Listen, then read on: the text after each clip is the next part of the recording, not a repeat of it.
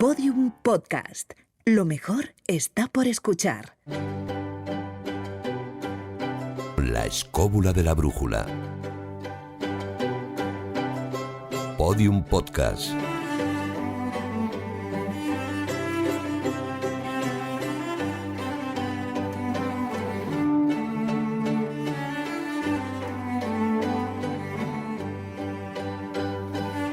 Comprobaréis, escobuleros, que estamos en familia. Mirad. Hola, David Sentinella, ¿qué tal? Muy bien, fantásticamente. Hola, Jesús Callejo, ¿cómo estás? Pues con mis huestes preparadas. No sé para qué, pero están preparadas. Y ya está, aquí acaba la presentación. ¿Te parece poco, las huestes? No me parece Vamos, poco. hombre. No los vamos a ir presentando uno a uno, claro, hombre. no, voy a Hola, hacer- Papco, Pepe. Hola, número uno, escobuleros, número ¿cómo dos. estáis? ¿Qué tal? No, voy a hacer el parte de bajas. Carlos Canales no ha vuelto del verano todavía, ya volverá. Alguien preguntará, ¿pero Carlos Canales ha dejado...? No. Yo creo que tenía un virus. Sí. Tenía un virus. O sea, No, que no quería intervenir en la batalla. no, que no. que es Parece- pacífico. Luego, Juan vegetariano. Ignacio Cuesta aparecerá en algún momento, ya veremos cuándo, si aparece. Y Marcos Carrasco aparecerá, pero desde el taller del pintor, o sea que estamos todos, ¿vale? Que nadie nos eche de menos, que estamos todos. Saludos, por cierto, de un servidor, Fran Izuzquiza. Seguro que estáis deseando, y por eso arrancamos ya, que hablemos en la escóbula de la brújula de la batalla de Covadonga.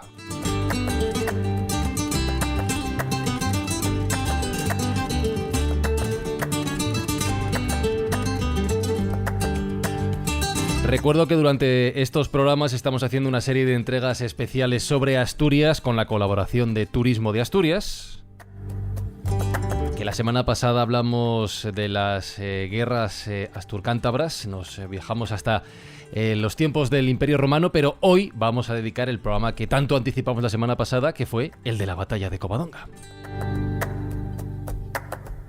Y lo hacemos con dos invitados. El primero de ellos ya está anunciado, así que procedo a presentarle. Es licenciado en Humanidades, especializado en Historia, y para lo que hoy nos compete es autor de Historia de los Visigodos, editado por Almuzara.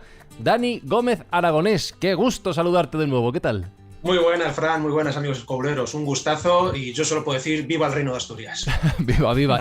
Doy por sentado que para el programa de hoy la lista de los Reyes Godos te la sabes bien, ¿no?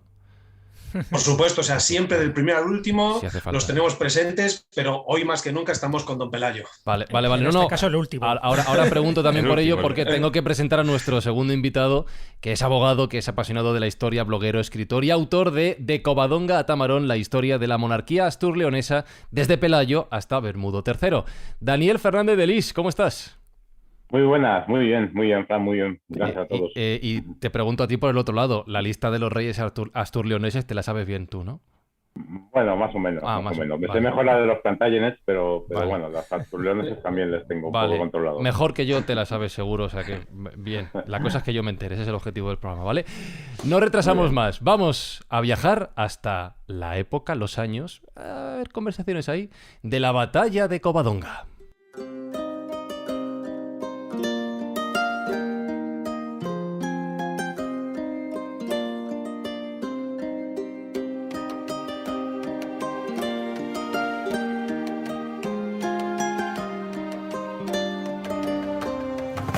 En apenas una semana damos un buen salto en la historia, Jesús, porque hace 7 días nos enmarcábamos en el siglo I antes de Cristo y ahora, de repente, estamos en el siglo VIII.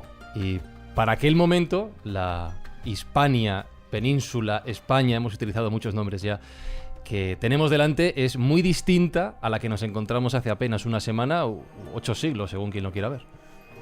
Sí, y tan distinta. Han pasado ya unos cuantos siglos, por lo tanto, muchas circunstancias, muchas batallas, muchos reinos, entre ellos el reino visigodo, y por supuesto una invasión musulmana en el 711.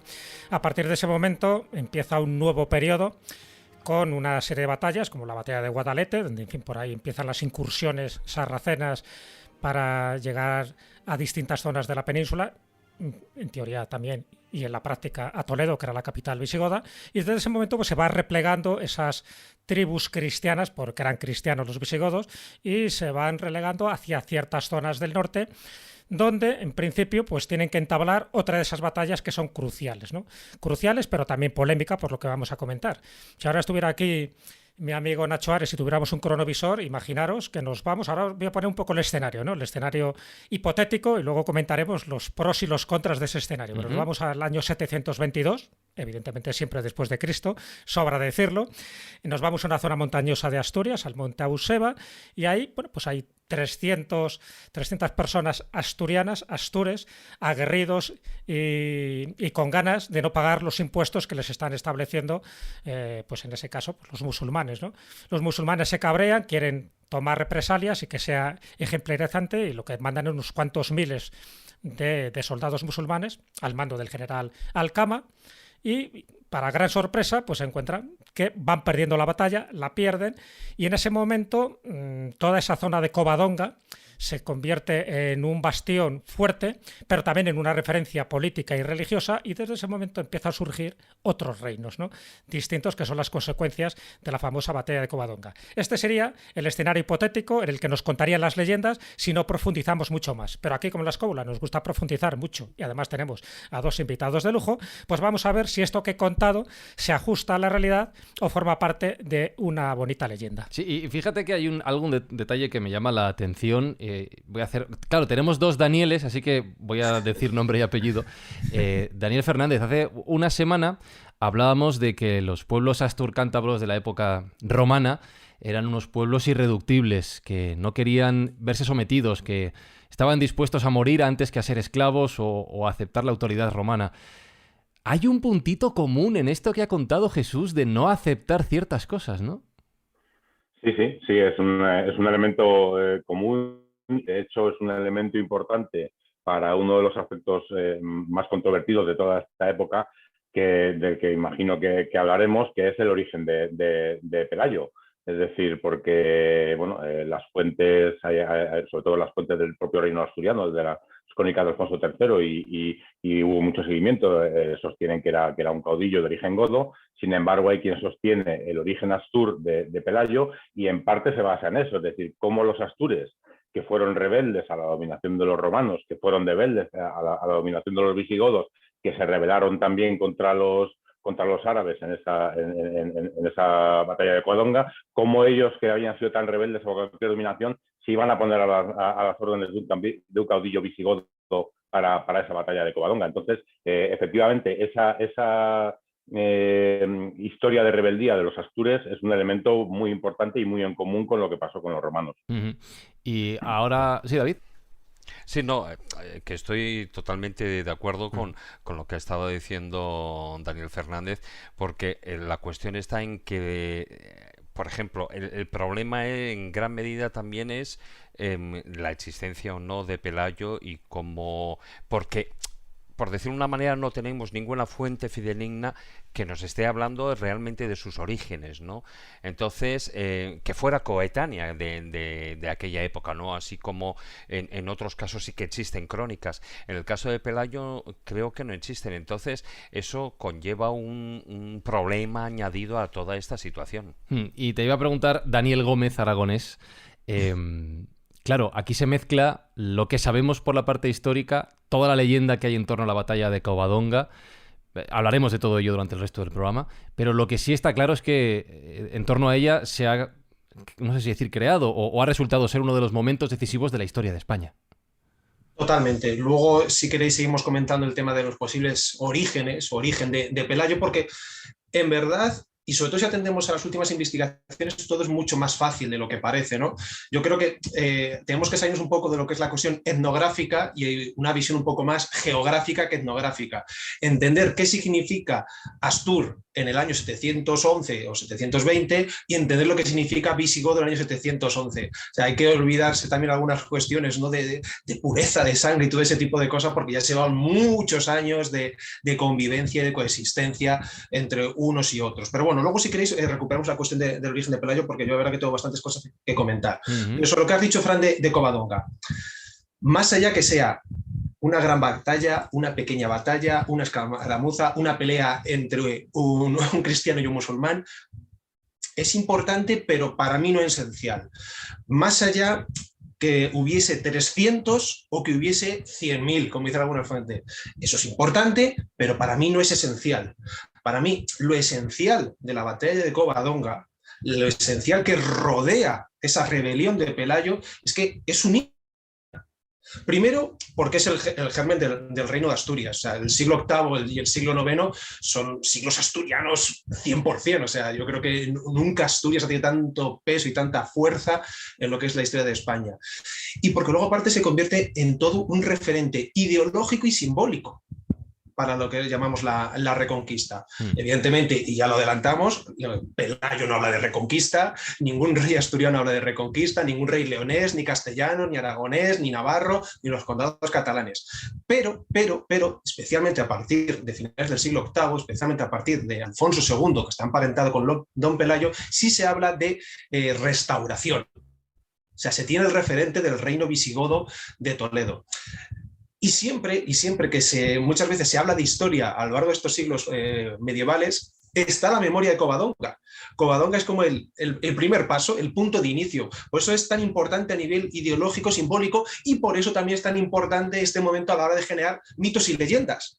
O sea, yo creo que hay que tener también una premisa muy clara. O sea, y lo hemos dicho 100.000 veces, y de las tropecientas veces que he estado dando aquí Guerra en la Escóbula, lo he comentado.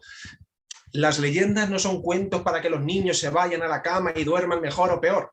No. O sea, tampoco evidentemente te puedes creer una leyenda al pie de la letra, que sabe quitar el grano de la paja. Pero la historia genera mitos y los mitos hacen leyenda. Si no hay historia, no pueden existir los mitos y las leyendas. Esto es muy importante. Entonces, a partir de una realidad histórica, que es Covadonga es una realidad histórica, se genera todo un contexto, todo un marco mítico-legendario sin el cual no podemos entender ya no solo que es todos los siglos medievales, sino lo que es el sentir de España. Pues podemos dividir, si os parece, esas dos cuestiones. Yo creo que lo mejor es empezar por la historia y a partir de ahí seguir por los mitos y por las leyendas para entender qué es lo que sabemos que ocurrió y después qué es lo que nos han contado que ocurrió.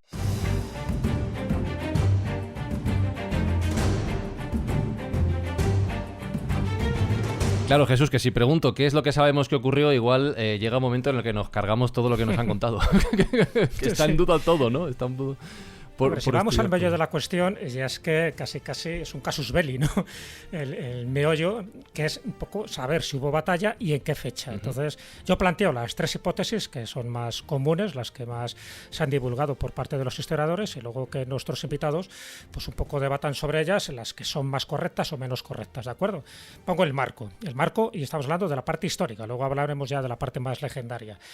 Por una parte está la tesis de Claudio Sánchez Albornoz, que él defendía, ¿no?, a través de, como gran historiador, a través de las crónicas árabes y cristianas, y sobre todo las crónicas árabes. Él piensa que esa batalla fue en el 722 y en concreto un 28 de mayo. Que de hecho es el aniversario que estamos celebrando ahora, los 1300 años. Ya esta es un poco la fecha la oficial más admitida, ¿vale? Otros historiadores, como Julia Montenegro, por poner solo un ejemplo, piensan que fue en el 718. Y luego otros, encabezados por José Luis Corral, ya sabéis que es catedrático de Historia Medieval en la Universidad de Zaragoza, él mantiene que nunca existió esta batalla. Por lo tanto, no hay que establecer ninguna fecha, que todo es una creación 160 años posterior a la supuesta batalla y que tuvo que ver con los cronistas de Alfonso III el Magno. Alfonso III, que para que nos entendamos y también para situarlo históricamente, sería, por decirlo así, el último rey astur y el primero de León. ¿De acuerdo? Ahí es donde se extiende un poco toda esta historia. Y él se basa en eso, que eran falsificaciones, porque interesaba en aquel momento, por parte de Alfonso III, algo que ha dicho Dani Gómez Aragonés.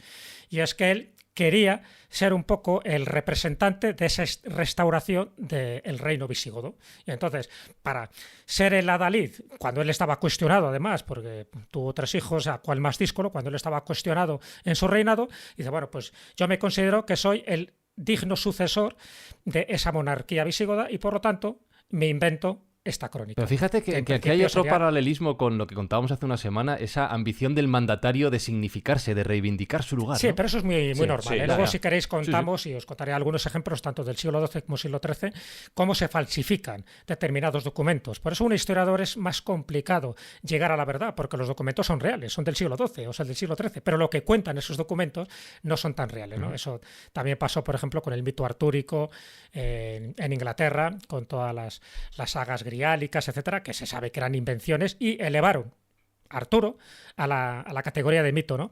En este caso, Pelayo sí parece que es una figura histórica, otra cosa es la importancia social, militar y casi religiosa que se le ha intentado atribuir. Por lo tanto, esos serían un poco los tres parámetros, si os parece, es lo que yo he definido y creo que estaréis de acuerdo, que son como las tres líneas a seguir, o el 718 o el 722 o no hubo tal batalla. Por lo tanto, desde ese momento, Daniel, coger el testigo y empezar a desarrollar cuál sería vuestra teoría particular. Sí. Dani, te dejo que empieces. Me lanzo yo. Muchas gracias, tocayo. Bueno, yo aquí tengo que decirlo, y aquellos que me conozcan lo saben claro, yo soy muy de don Claudio.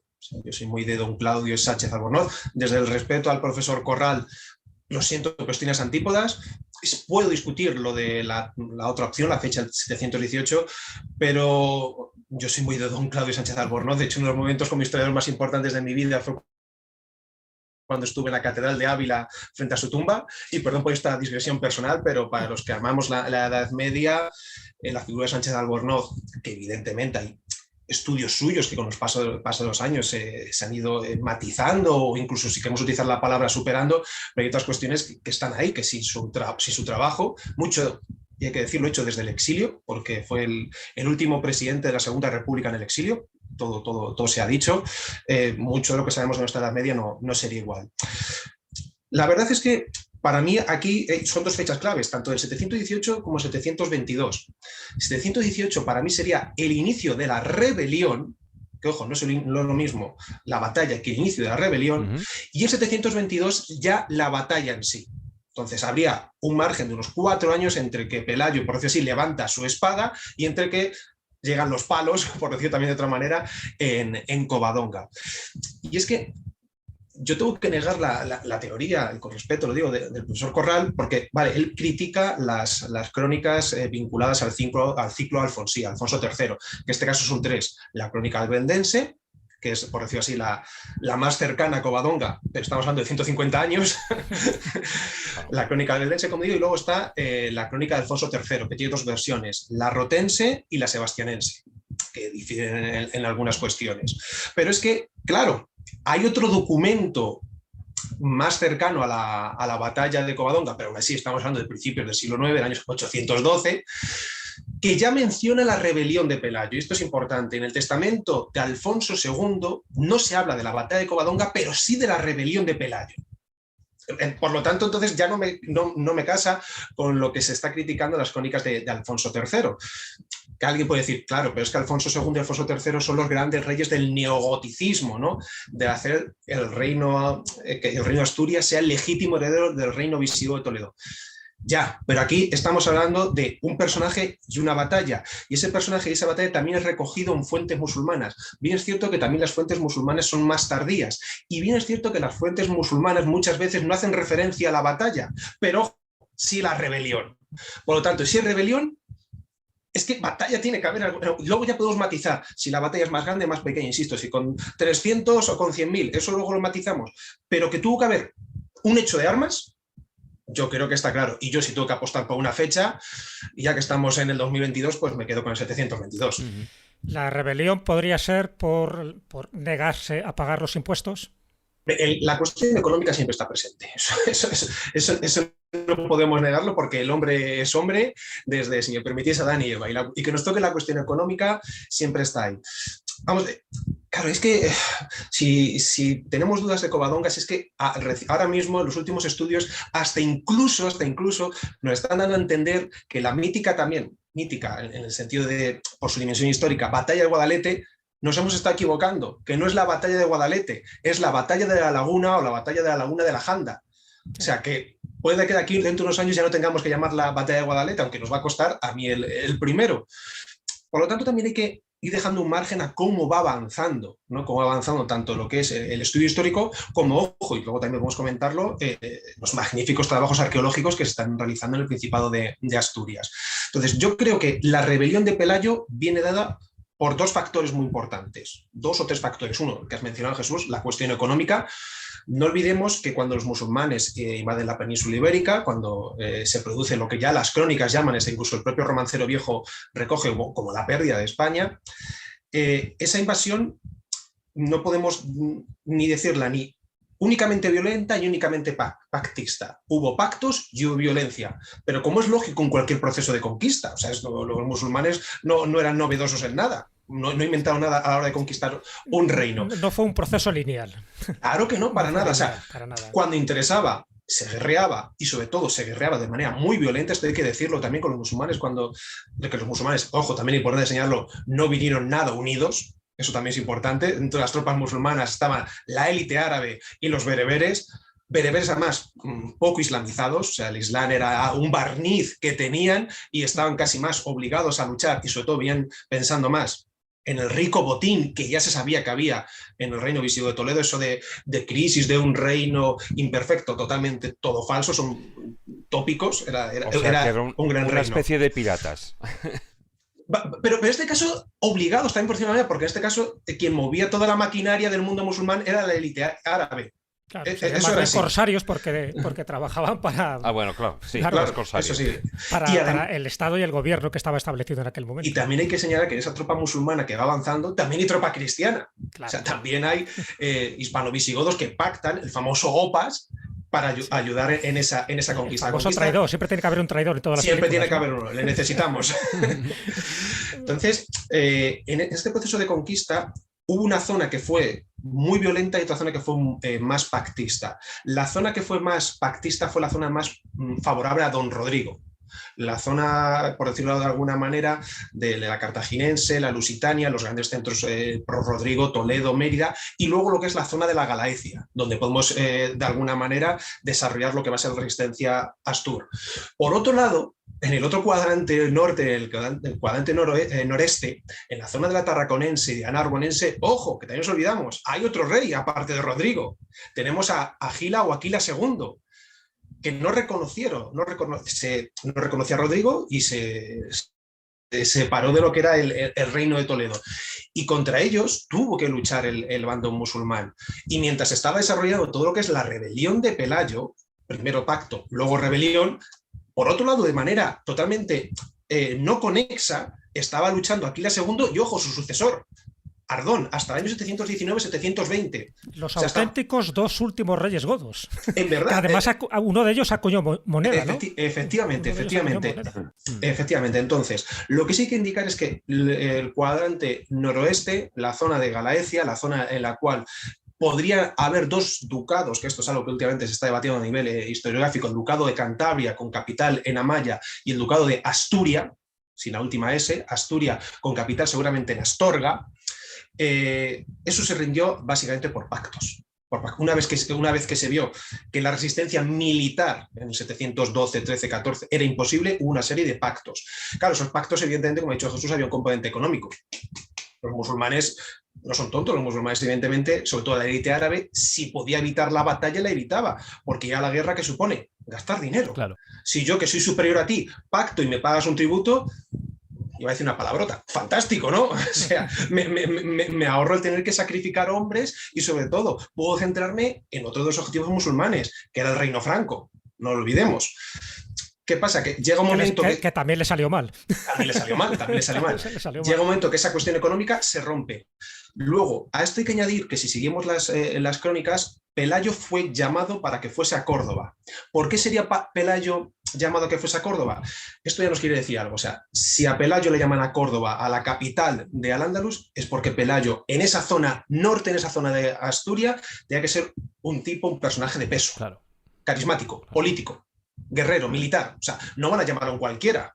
Hombre, quieren al líder para dialogar con él. Claro, y para que de alguna manera los suyos digan, oye, controla a tus hombres, que asuman que la nueva realidad imperante la marcamos nosotros desde Córdoba, y esto es lo que hay. Claro, a esto si le sumamos otro componente, ya no solo la cuestión económica, otro componente que también se recoge, y es que el gobernador de Gijón, Munuza, aprovechando que Pelayo está en Córdoba, quiere casarse con su hermana, pues esto pudo ser un cóctel molotov para que estallase también de alguna manera la rebelión de Pelayo, que también, según se nos dice, estando de nuevo Pelayo en Asturias, desde Córdoba piden apresarle, detenerle, él es avisado y sale huyendo, algo totalmente de película, cruzando un río a caballo con sus hombres, los musulmanes detrás, hasta que ya finalmente va a hacer estallar la auténtica rebelión en el 718. Hecho este contexto histórico brillantísimo de Dani, sí que quiero remitirme a las preguntas originales de Jesús para Daniel también, sobre la batalla, sobre el posible año, la asistencia o no, y la figura de Pelayo. Sí, bueno, pues a ver, yo la verdad es que Dani lo ha explicado muy bien, yo coincido, es decir, sin entrar en repetir los argumentos que yo creo que ha expresado muy claramente, yo también creo que hubo una rebelión, que esa rebelión tuvo un hecho de armas, y que hecho de armas, pues la fecha más probable es el año 722. Yo creo que lo que ocurre, evidentemente respetando también la teoría del profesor Corral y también el profesor Chalmeta, que decía, no, esto es una invención, en realidad está basada en una contienda que hubo en los Pirineos en el año 733 y demás, pero yo creo que, como digo, respetando evidentemente a la opinión del profesor Corral, yo creo que la cuestión o el matiz está en que si las crónicas alfonsinas lo que hacen es inventarse una batalla o lo que hacen es exagerar un hecho que se produjo. Y yo creo que más bien los tiros van por ahí. Y además es que tiene una justificación muy clara. Las crónicas en la época de Alfonso III, el Emirato de Córdoba está en plena descomposición, porque bueno, también una de las ideas que siempre nos han vendido de ese proceso monolítico de musulmanes contra cristianos, pues evidentemente no era así, como también ha dicho Dani. Es decir, el Emirato de Córdoba en la época del año 880, que es aproximadamente la época de las crónicas alfonsinas, está en plena descomposición, es decir, prácticamente Toledo es independiente, Mérida es independiente, Zaragoza, donde están los Banu Qasi, también es prácticamente independiente, y entonces Alfonso III ve la posibilidad de recuperar ese territorio perdido por los visigodos, y es por lo que en esas crónicas se une la figura de Pelayo como un descendiente de los reyes godos y por tanto todos los reyes astures como descendientes y vinculados a los reyes godos, y es donde se crea ese concepto. Otra cosa es el término, que podamos discutir o no si es el más adecuado, restauración o reconquista, pero ese concepto de recuperación de los territorios es cuando en esas crónicas alfonsinas es cuando se crea, y yo lo que entiendo es que lo que se hace es exagerar lo ocurrido en Covadonga. Evidentemente no había 100 y pico mil musulmanes contra 30 o 300 cristianos, y probablemente la importancia bélica del acontecimiento es mucho menor, pero que algo ocurrió y que ese algo fue el germen del reino de Asturias, que luego fue de León y luego ya fue evidentemente ampliándose, pues es así. Y en cuanto a Pelayo, pues estoy muy de acuerdo con algo que ha apuntado David, es decir, Pelayo, fuese godo, fuese astur, fuese incluso, porque claro, ya como también ha dicho Dani antes, las cuestiones entre, por ejemplo, godos hispano-romanos, pues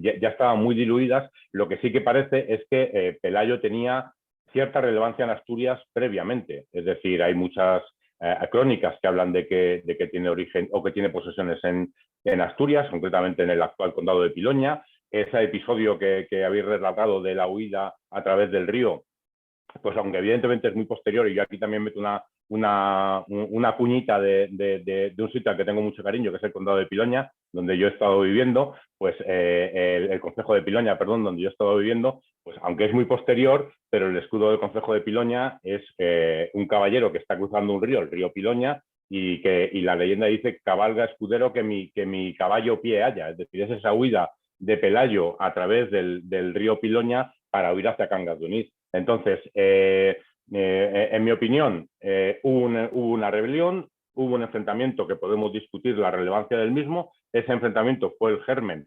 del reino de Asturias, que tardaría bastante en convertirse en lo que entendemos como reino, es decir, todavía lo que Pelayo tuvo un montón en Cangas de Onís a partir de ese enfrentamiento, pues no se puede calificar ni siquiera como una corte. No sé a quién leí que Alfonso II, pues que es el primer monarca que prácticamente es algo más que un montaraz que reside en las montañas asturianas, es decir, que el reino como tal tarda bastante en consolidarse y en irse creando, y luego podremos ir hablando de diferentes acontecimientos que influyeron, tanto del reino como muchos de los árabes y de sus problemas con los bereberes y esas revueltas internas que ellos tuvieron, pero yo insisto, creo que hubo un enfrentamiento, hubo una rebelión que provocó un enfrentamiento bélico que podemos discutir la importancia del mismo, y en cuanto a Pelayo, pues podemos discutir cuál es su origen, pero lo que sí que creo que parece importante y que es lo que motivó que él fuera elegido para liderar esa rebelión es que él tenía propiedades, si es que no era de origen en la zona de los Astures, pero que él tenía propiedades en la zona desde bastante antes y era bastante relevante en esa zona. David. Fijaros, al hilo de lo que he estado diciendo tanto Dani primero como ahora Daniel, Sí. sí que yo creo que incluso podía haber un planteamiento intermedio de los que decía Jesús, no tanto en cuanto a fechas, sino si realmente tuvo lugar o no tuvo lugar. Hay una palabra clave, yo creo que además eso se utiliza mucho en las crónicas y en las leyendas y luego por supuesto en los mitos, ¿no? Que es ese término que es la exageración. Es decir, cuando algo es grande o cuando algo puede suponer un punto de inflexión en la historia y sobre todo visto desde nuestra época, enseguida pues se le da un cariz mucho más especial de lo que fue. Hay algunos, antes estábamos hablando de José Luis Corral, que es profesor de historia en la Universidad de Zaragoza. Otro, en este caso, bueno, hay otro profesor, Luis Agustín García Moreno, también en la Universidad del... Perdona que te corté. Y aquí tengo que decirlo, don Luis Agustín García Moreno, el mayor experto a nivel mundial en la época visigoda. Exactamente. O sea, el mayor experto a nivel mundial, y yo es que lo siento porque es mi gran referente. Entonces tengo que decir. Pues fíjate, él habla de escaramuza de Covadonga. Entonces, posiblemente, o sea, no fuera una batalla como estamos hablando con 175.000 personas, ni cosas de estas, ni ninguna de esas barbaridades que luego se hayan podido exagerar, sino posiblemente sí que existiera el hecho bélico, sí que existiera, pero igual era como una escaramuza, es decir, fue igual, pues como ni tan solo una batallita, ¿sabes? Y que luego, pues por las consecuencias, por el interés, por lo que realmente supuso en cuanto a moral, para las tropas, en cuanto a cuestión estratégica, etcétera, etcétera, se le ha dado ese calibre al que yo me refería antes, ese término que es exageración, ¿no? Yo creo que en ese aspecto podría ser el profesor Agustín García Moreno, pues que también estuviera pues más preciso, igual o más certero en toda esta historia. Bueno, por cerrar, perdona Dani, solo por cerrar el capítulo de José Luis Corral y un poco lo que defiende, cuando habláis un poco de exageración, lo que decía también Daniel Fernández, es decir, claro, que a lo mejor lo que se hacían con estas crónicas alfonsinas, esta crónica albense, bueno, pues exagera un poco lo que se quería conmemorar precisamente para justificar, ¿no?, un reinado y una descendencia y un linaje. Bueno, él lo que dice, José Luis Corral, es que ese episodio de la batalla de Covadonga está copiado casi literalmente del libro sexto, del libro de los jueces de la Biblia, donde Gedeón está batallando contra los caldeos.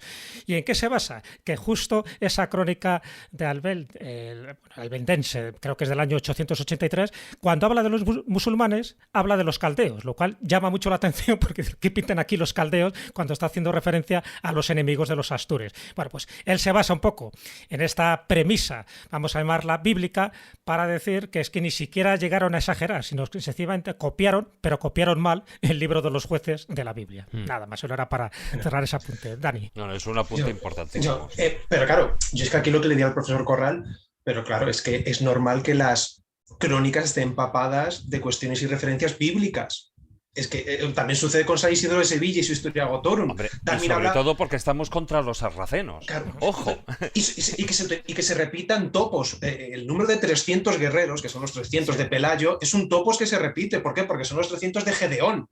Claro. Son los 300 de Leónidas. Son los 300 del duque Claudio con los que derrota a un gran ejército franco. Pues evidentemente no eran 300. Pero es que esos cronistas, que también hay que decir otra cosa sobre la autoría de las crónicas, no existía el concepto de autor como lo entendemos hoy en día. Esas crónicas se van enriqueciendo a medida que hay distintos cronistas que van apuntando.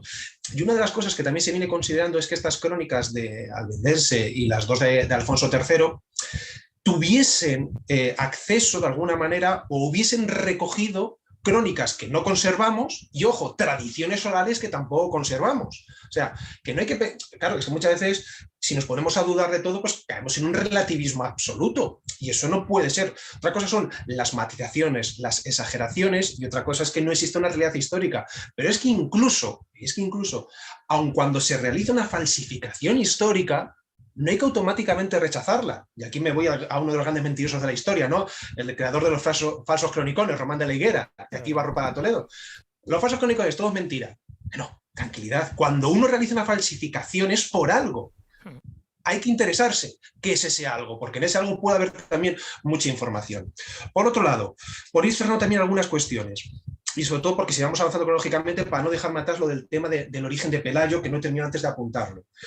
Una cosa que hay que tener muy clara es que tanto en época romana como en época visigoda, el norte de España, lo que es toda la cordillera cantábrica, no se vivía una realidad paralela. O sea, y esto está demostrado arqueológicamente, Asturias fue un territorio romanizado. O sea, los restos arqueológicos que se han encontrado en Gijón así lo demuestran y así lo aseveran.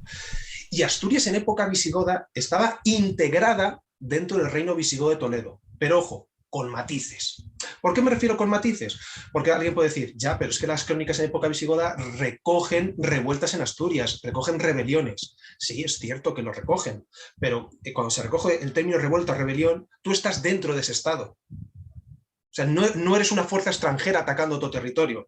Si yo ahora mismo, desde Toledo, me rebelo, me estoy rebelando contra España, aunque también es fuerte decir Toledo rebelándose contra España, ¿no? Pero bueno, pero estoy dentro de lo que es España. Entonces, esto también es importante que lo tengamos en cuenta. Más luego, aparte, muchas de las acciones que se realizan por parte de los reyes visigodos contra el territorio de Asturias y de Cantabria, en muchos casos, a diferencia de lo que ocurre con los vascones, no están lideradas ni capitaneadas, y esto lo han estudiado distintos autores, por reyes visigodos, sino que muchas veces son duques los que van a aplastar determinadas rebeliones. Por ejemplo, en época de Sisebuto, Suintila, que luego fue rey, va a aplastar una rebelión en Asturias. Pero en cambio, cuando las rebeliones son con los vascones, habitualmente son los reyes los que van. Esto también nos quiere decir algo de la dimensión de cada una rebelión y otra. ¿Qué estaríamos hablando? Pues que en Asturias, evidentemente, es una región periférica. En Asturias había una aristocracia que ha estado viviendo bajo influjo romano, pero ojo, también ha visto pasar por allí a vándalos asdingos, ha visto pasar durante mucho tiempo a los suevos y a los godos. Y desde Toledo, desde el reino visigodo de Toledo, interesa pactar con esa aristocracia astur. ¿Para qué? Para el control del territorio, para la gestión de tributos. Es que es un proceso administrativo total y absolutamente lógico. ¿Qué sucede? Pues que en algún momento puede haber una rebelión. Pero bueno, rebeliones en la época visigoda las tenemos por doquier. O sea, que eso tampoco nos tiene que llevar, insisto, a esa cuestión de realidad paralela. Y luego, por otro lado, Pelayo, su origen. Yo hace poco he leído un artículo que me ha gustado muchísimo de un investigador apellidado Hierro Gárate, me parece una auténtica pasada, y en él ya verás que he visto la luz, porque dice Pelayo visigodo, sí, Pelayo astur, sí. Dices, ostras, ¿cómo? Si nos llevamos pegando un montón de años, que sea visigodo, que sea astur. Copón, y si resulta que es las dos cosas y que puede serlo perfectamente. ¿Por qué? Pues por lo que decía antes. En el año 711, ¿qué quiere decir ser visigodo? Quiere decir ser visigodo que podía ser visigodo, hispano-romano o hispano-visigodo. O sea, estamos hablando que la prohibición de matrimonios mixtos entre hispano-romanos y godos desde la época de Leovigildo. Estamos hablando del 570 y tantos. Y Leovigildo ya abole esta ley porque estaba anticuada. Por lo tanto, llevamos un montón de años mezclándose unos con otros. Por otro lado, si estamos hablando de que hay una presencia en una aristocracia astur, muchas de las maneras que tienen las aristocracias de ligarse, de vincularse, de acceder también a mejores posiciones administrativas, políticas, religiosas, sociales, es a través de matrimonios. Eso es algo lógico. ¿Por qué no se puede ir fraguando una aristocracia con un fuerte pozo, lógicamente, astur-romano, al que se van sumando elementos godos? Y que ahí se fuese de alguna manera también desarrollando la propia familia de Pelayo. Entonces, Pelayo, y esto hasta incluso lo ha defendido algunos historiadores que critican mucho las crónicas alfonsíes, es que de alguna manera, y teniendo en cuenta cómo se desarrolla la rebelión, tuvo que estar ligado al poder monárquico de Toledo. De alguna manera, igual que está ligado a Asturias, está ligado también. ¿Cómo? Pues participando. Ya no sabemos si, como dicen algunas crónicas, que tenga más o menos sangre real. Ya no decimos si forma parte del oficio palatino. Ya no decimos si era espatario, es decir, miembro de la guardia personal. Pero algo tiene que tener, algún peso tiene que tener, si no, no tiene sentido. Y sería astur, ¿por qué? Porque astur quiere decir alguien que vive y que tiene vínculos con las tierras de Asturias. Y Pelayo lo tenía profundamente. porque si no se producía lo que ha dicho antes Daniel, mi tocayo. No van a reconocer a un cualquiera, o sea, y por cierto, lo del escudo que has comentado me parece una pasada. Si no tiene sentido, ¿no? Pelayo tenía que tener, de alguna manera, vínculos tanto en Toledo como en Asturias. Y es incompatible, ¿no? Al contrario, si tú miras lo que es el desarrollo histórico de la propia rebelión de Don Pelayo, ostras, pues es que tiene todo el sentido del mundo. Y luego ya no digamos, cuando vayamos avanzando cronológicamente, ya a la rebelión de Pelayo se le sume otro gran personaje que muchas veces le dejamos de lado, que es el Dux Pedro, el duque Pedro de Cantabria, el último duque godo de dicho ducado, de redundancia. Claro, cuando decimos duque godo, no estamos diciendo si tiene más sangre de Lovigildo o más sangre de una dama hispanorromana. Es que esto es secundario. Insisto, en el 711, visigodo es el súbdito del reino godo de Toledo. O sea, da igual que tengas más sangre de una cosa o de otra. La cuestión étnica está ya muy superada. Aquí ya lo que interesa es la cuestión política, religiosa y sobre todo económica. Bueno, partiendo ya de la base, yo creo que eso es importante ya para cerrar también esta parte, ¿no? La batalla de Covadonga existió, año 722, y Pelayo fue su líder. Vale. Muy bien.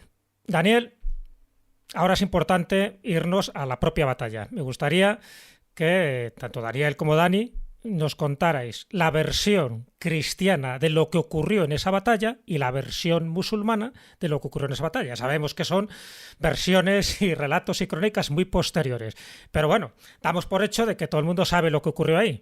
Vamos a ver qué ocurrió de una forma muy sucinta para luego entrar ya en las consecuencias que tuvo esa victoria.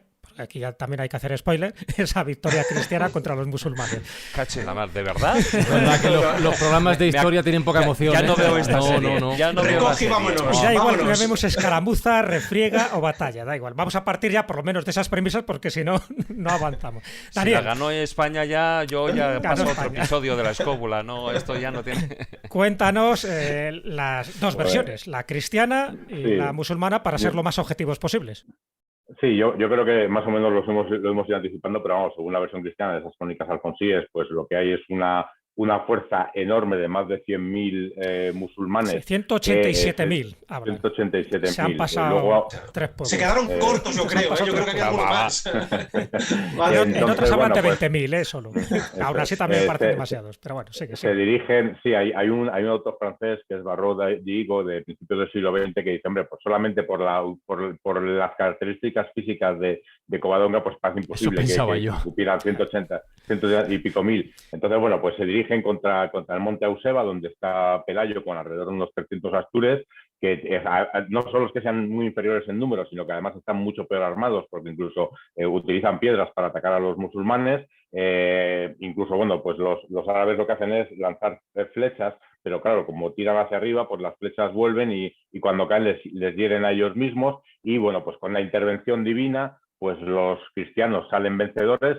Hay una intervención que también hemos hablado del obispo Don Opas, que es un familiar de Vitiza, que intenta convencer a los cristianos de que se rindan, y estos se niegan. Y bueno, pues el final de la batalla es una victoria cristiana, pero no solo eso, sino que los musulmanes que terminan huyendo, pues eso, lo que habéis hablado de los caldeos en las crónicas alfonsíes, se dice que la montaña se viene abajo y envolviendo magníficamente a los 69.000 caldeos. Que son los que lo quedaban dice vivos, ¿no? Después de... literalmente, y que los que quedaban vivos, pues, Sí. pues cuando huían, pues fueron aplastados por la montaña, y lo que hizo, bueno, pues que como resultado de la batalla, pues el gobernador Munuza, que estaba en Gijón, abandona también Gijón, huye y también resulta muerto. Y eso es un poco el resumen de las fuentes cristianas. Para las fuentes musulmanas, pues hablan de un caudillo llamado Belay, que habla además que está al frente de un grupo de asnos salvajes y que están ahí envueltos, están en la montaña, que tienen una escaramuza muy poco importante por una cuestión fiscal, porque negaban a pagar los tributos a los árabes mandan un pequeño contingente, y cuando ven que no hay manera de hacerles bajar de la montaña, dicen, bueno, pues los dejan ahí, y dice, total, 30 asnos salvajes, ¿qué importancia pueden tener? Y bueno, ese es un poco el resumen de la versión musulmana, aunque luego hay una coletilla que dice, aunque luego se demostró que era bastante grave lo que surgió a partir de ahí, de esos 30 asnos salvajes que los musulmanes despreciaron. Yo creo que, bueno, y Dani, corrígeme si seguro que a lo mejor tienes más detalle, pero vamos, esencialmente esas son las dos versiones. Teniendo en cuenta que la versión esta musulmana... Efectivamente, a mí... Sí, no, digo que la versión musulmana de Al-Makiri es del siglo XVI, o sea que todavía es muy posterior cuando cuenta este tipo de sucesos un poquito posterior, y de la forma despectiva un poco cuando habla de asnos, ¿no?, a los supervivientes de esa batalla. Evidentemente para los musulmanes pues ganaron porque les dejaron morirse de hambre. Dani. Tanto al-Razi y al-Makiri, o sea, las fuentes musulmanas que le hemos dicho antes son más tardías que las cristianas y que muchas veces hasta las propias fuentes musulmanas utilizan las cristianas, pero evidentemente barriendo para casa, como también hacen las cristianas, esto hay que decirlo. A mí me parece muy interesante el detalle de lo de asnos salvajes, ¿no? Porque de alguna manera demuestra ese cariz de rebelión montañés que estaba liderando Pelayo. Tengo que mencionar un libro reciente, tiene muy poco tiempo, que es muy bueno, que es el último trabajo que se ha hecho de manera intensa, profusa sobre la caída del reino visigodo y la invasión musulmana, que es Espada, hambre y cautiverio, la conquista islámica de Hispania, de Yeyo Balbás. Es un libro muy bueno, muy trabajado, donde de alguna manera también da toques muy certeros que de alguna manera también yo creo que dan luz a todo lo que rodea, en este caso, la batalla de Covadonga. Evidentemente no puede haber 187.000 soldados musulmanes, no puede haber ni siquiera 87.000, pero es que casi, si me apuras, casi ni 7.000 soldados musulmanes. Seguramente es que incluso la fuerza que va a luchar, la fuerza musulmana que va a luchar en Covadonga no vaya de Córdoba, porque dices, ostras, los musulmanes no tienen tropa que lanzar desde Asturias hasta Córdoba. Pues hombre, tienen un montón de posesiones, seguramente fuesen desde Astorga. Y seguramente la batalla en lo que es el plano numérico estuviese más igualada de lo que se piensa. ¿Por qué? Porque las fuerzas musulmanas lo que querían mandar es guarniciones de la zona, por tanto no podemos estar hablando de miles y miles y miles de soldados, y Pelayo, o bien por ese carisma que tenía, había conseguido sumar a mucha gente, o bien porque contaba ya con el apoyo del Dux Pedro, que al ser un noble, etcétera, también había ido con toda su guarnición. Por lo tanto, podemos estar hablando a lo mejor de 1.000 y pico contra 2.000 y pico. Y luego, otra de las cuestiones que también se ha criticado mucho en las fuentes cristianas, ¿no? La intercesión divina, como lo que decía Daniel, ¿no? Las flechas y las piedras que se lanzaban se volvían contra ellos. Pues hombre, si estás en una zona tan complicada como esta, pues el fuego amigo también es peligroso, y también según cómo te coloques, según cómo tus posiciones, hemos visto en infinidad de batallas donde el no tener una buena estrategia a la hora de lanzar determinadas flechas o piedras puede ser un ataque contra ti mismo. Y luego también en las fuentes se habla de que utilizaron en máquinas de asedio.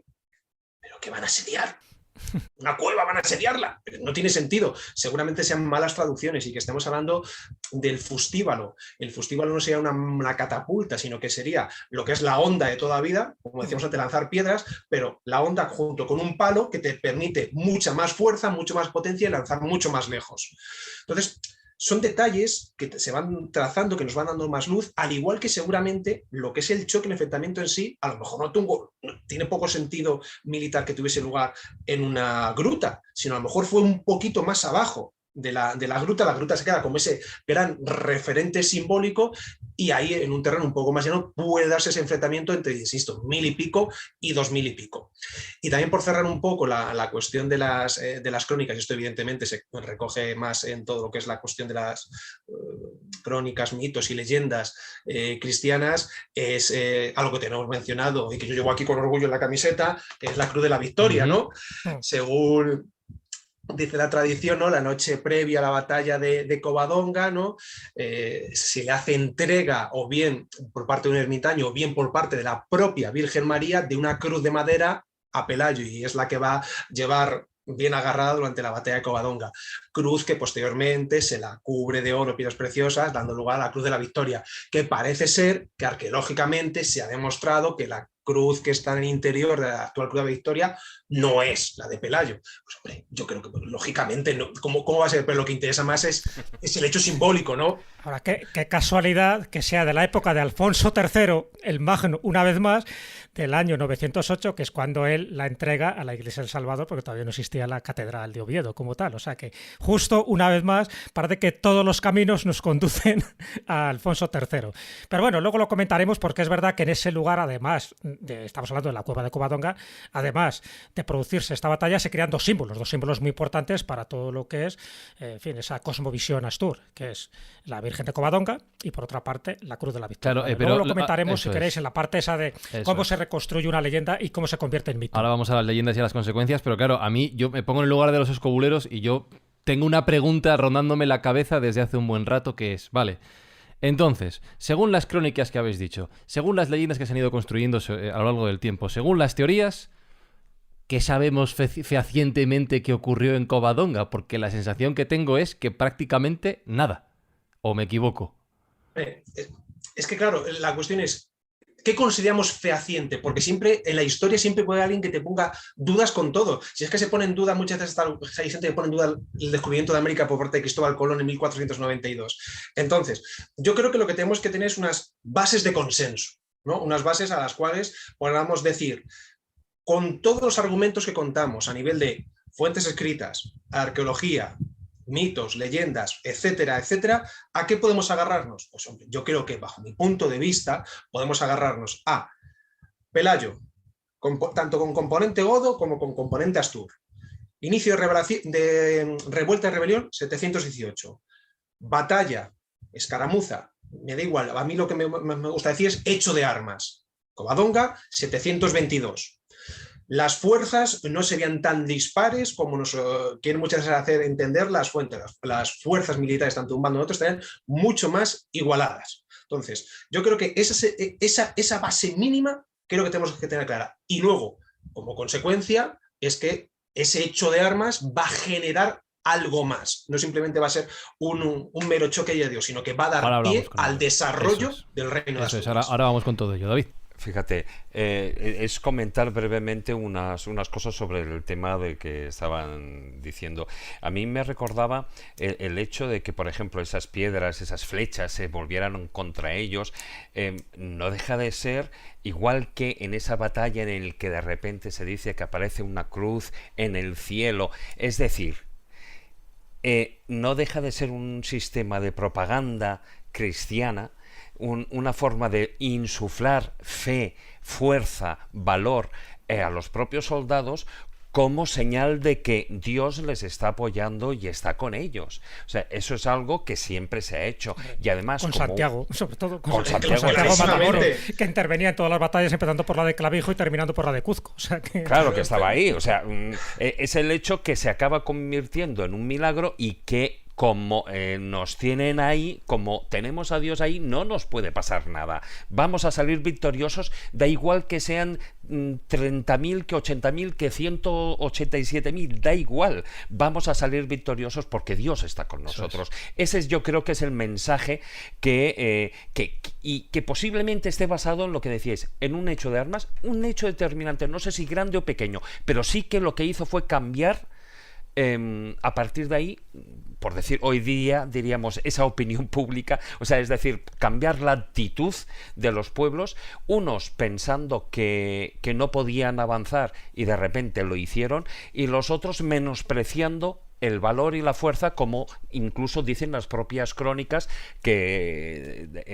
musulmanas, que dicen, bueno, eso fue así, aunque luego nos dimos cuenta de que realmente no fue un momento tan baladí como nosotros. Aguantadme ahí porque os veo con ganas de avanzar en la historia y quiero antes que escuchemos otra cosita.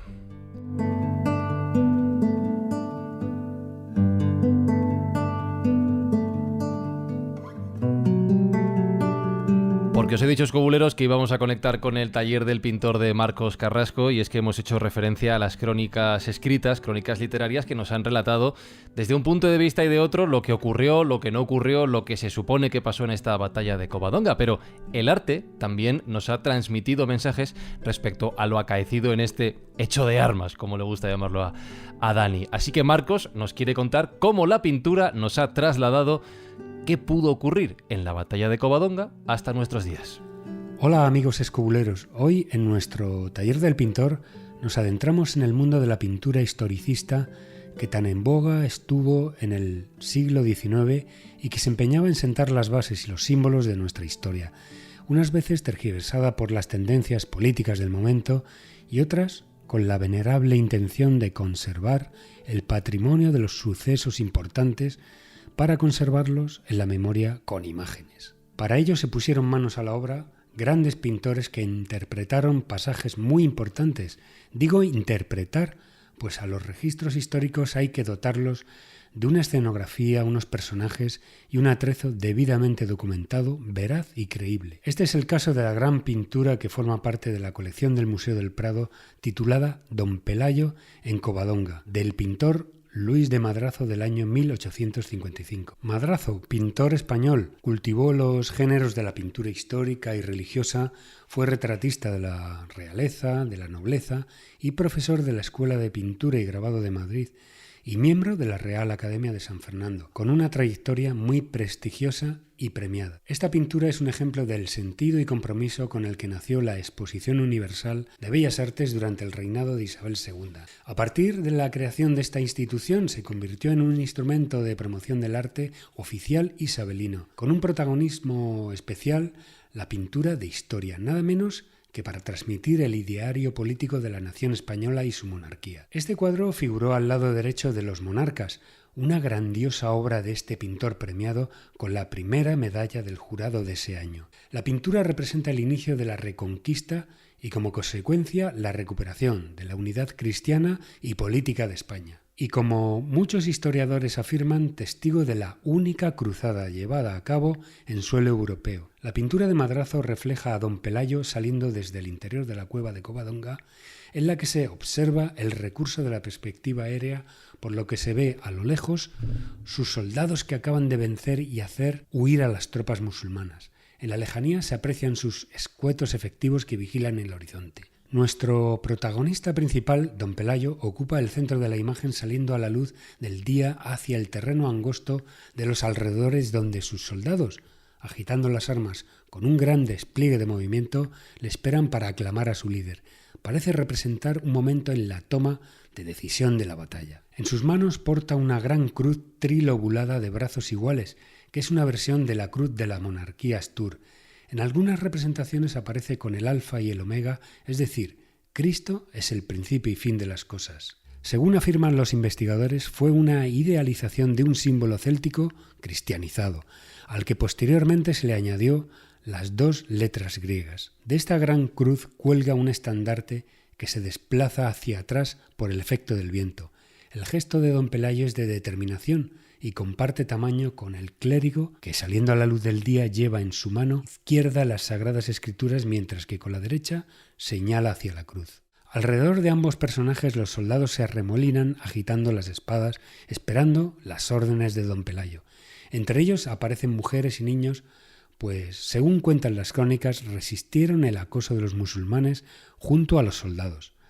Algunos de ellos vuelven todavía temerosa la mirada hacia fuera del cuadro. Es curioso comprobar cómo detrás de este aire triunfal, pues el cuadro forma parte del relato de los vencedores en la batalla, cómo el desenlace fue contado de una forma por los musulmanes que obviamente fue muy diferente. Según llega hasta nosotros el relato de la parte árabe, fue el siguiente.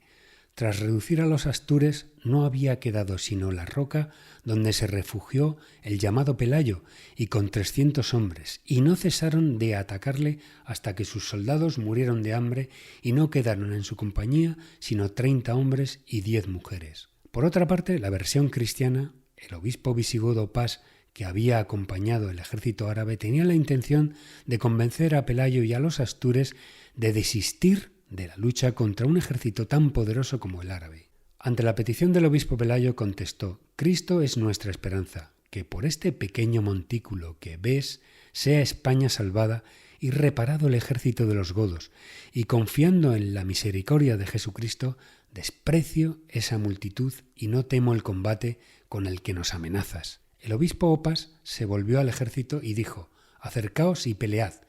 Alcama, el líder musulmán, mandó comenzar el combate, y los soldados tomaron las armas, se levantaron los fundíbulos, se prepararon las hondas, brillaron las espadas, se encresparon las lanzas e incesantemente se lanzaron saetas. Pero al punto se mostraron las magnificencias del Señor, que las piedras que salieron de los fundíbulos y llegaban a la casa de la Virgen Santa María, que estaba dentro de la cueva, se volvían contra los que las disparaban y mataban a los caldeos, es decir, a los musulmanes. Pues bien, no sabemos con exactitud qué relato es el verídico, pero no cabe duda de que estamos ante la disyuntiva de siempre, dos formas de entender los acontecimientos, la del vencido y la del vencedor. Y cómo no, la historia que se cuenta a los súbditos de cada pueblo para entender y enardecer su patriotismo. No obstante, una vez más, la pintura es, como he dicho al principio, una escenografía interpretada que el artista debe contar como si de una película se tratase, es decir, personajes evolucionando sobre el lienzo. Una maravilla que ha arrojado verdaderas interpretaciones artísticas extraordinarias, como es este caso, Don Pelayo en Covadonga, que podéis ver en el Museo del Prado de Madrid. Una conclusión que os dejo aquí y que nos lleva a pensar que una vez más el arte se nutre de la realidad, pero no tiene por qué ser la realidad en sí misma. Hasta pronto, amigos, desde el Taller del Pintor. Volveremos pronto con más historias emocionantes. ¡Chao!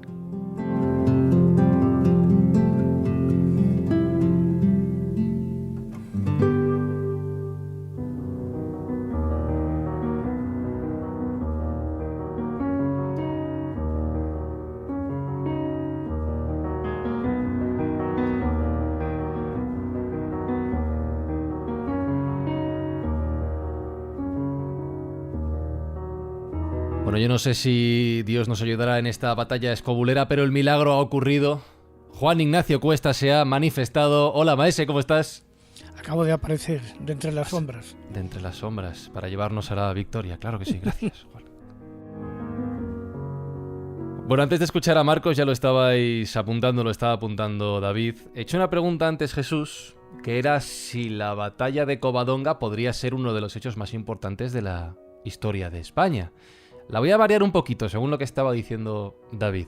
¿Realmente la batalla de Covadonga viró la historia, el sentir de aquellos pueblos que después sí llevaron a lo que ahora llamamos Reconquista? ¿Sí fue importante en ese sentido? A ver, evidentemente sí que marca un antes y un después en la historia de España, ¿no? Eso que llamamos comúnmente la historia de España, que luego se encargó de escribir el padre Mariana o Jerónimo de Zurita, en fin, esa historia convencional que luego posteriormente ha sido tan criticada. Está claro que estamos hablando de un hecho de armas fundamental por varias razones. Primero, porque Asturias se convierte ya en un reducto inexpugnable para los musulmanes y entonces tienen que buscar otras alternativas, ¿de acuerdo? Entonces se dan para mí dos consecuencias que luego vamos a desarrollar. Una de las consecuencias es que los musulmanes, en ese caso, van contra los francos, contra los merovingios, porque intentan expandirse por esa zona. Entonces ocurre la batalla de Poitiers en el año 732 y Carlos Martel les da sopas con onda. Y por otra parte, surge ese primigenio reino de Asturias, ¿vale? Con todos los descendientes de Pelayo. Sabéis que Pelayo luego le sucede su hijo Fabila, a partir de ahí su cuñado Alfonso I, que estaba casado con su hermana, ¿no? Con Ermesinda, etcétera. Entonces, ese reino, que yo creo que es importante porque se va consolidando, que es el germen. Ojo, es un germen que está motivando a otras zonas de Hispania que están todavía bajo el yugo, ¿no?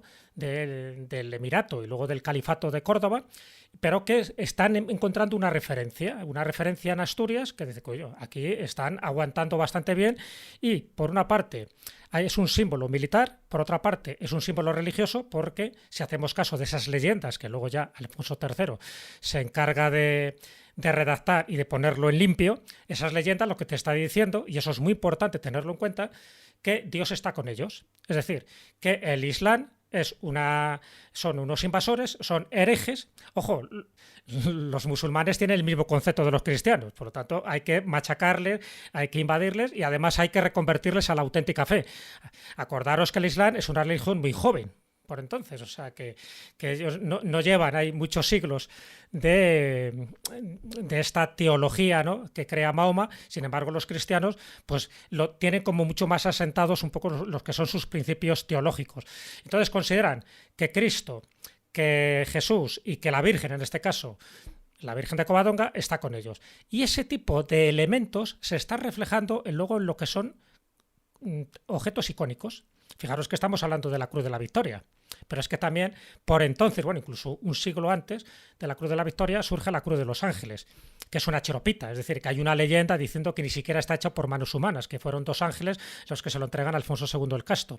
Bueno, digo todo esto para que os deis cuenta que durante los años posteriores a la batalla de Covadonga se está creando toda una ideología, pero por una parte política, pero también por otra parte espiritual, de considerar que si se mantienen los valores guerreros, si se tiene claro que lo que hay que recuperar y restaurar es el reino visigodo, por lo tanto que no haya miedo, que se vaya conquistando distintas ciudades. Al poco se conquista Toledo, que caiga Toledo, ¿sabes? Y que los musulmanes lo pierdan, para ellos fue un palo psicológico tremendo. Entonces yo creo que en ese contexto es en el que hay que movernos como consecuencias inmediatas de la batalla de Covadonga. Toda esa cosmovisión que se está creando en Asturias y que luego deriva en el Reino de León, del Reino de León luego deriva el Reino de Castilla, luego está el Reino de Navarra, en fin, todo lo que ya sabemos que surge por ahí, incluido el Condado de Cataluña. Y por otra parte está pues todo lo que se está fraguando a nivel de moral y para eso, ya digo, y esa es la clave del siglo XII, y para eso no se repara en gastos. Y cuando digo no se repara en gastos, no se repara en falsificaciones. Es el momento en que el obispo Gelmírez, por ejemplo, en Santiago de Compostela, está inventando el Camino de Santiago, y digo inventando en el sentido etimológico de la palabra, es decir, está reconstruyendo ese Camino de Santiago para que luego los peregrinos crean toda una ruta de peregrinaje económica, pero también religiosa, y por otra parte es donde se crea el voto de Santiago, es decir, a Santiago se le hace aparecer en varias batallas de la Reconquista, no lo olvidemos, batallas evidentemente en las que no está, igual que San Millán, pero que conviene crear esa inyección de moral.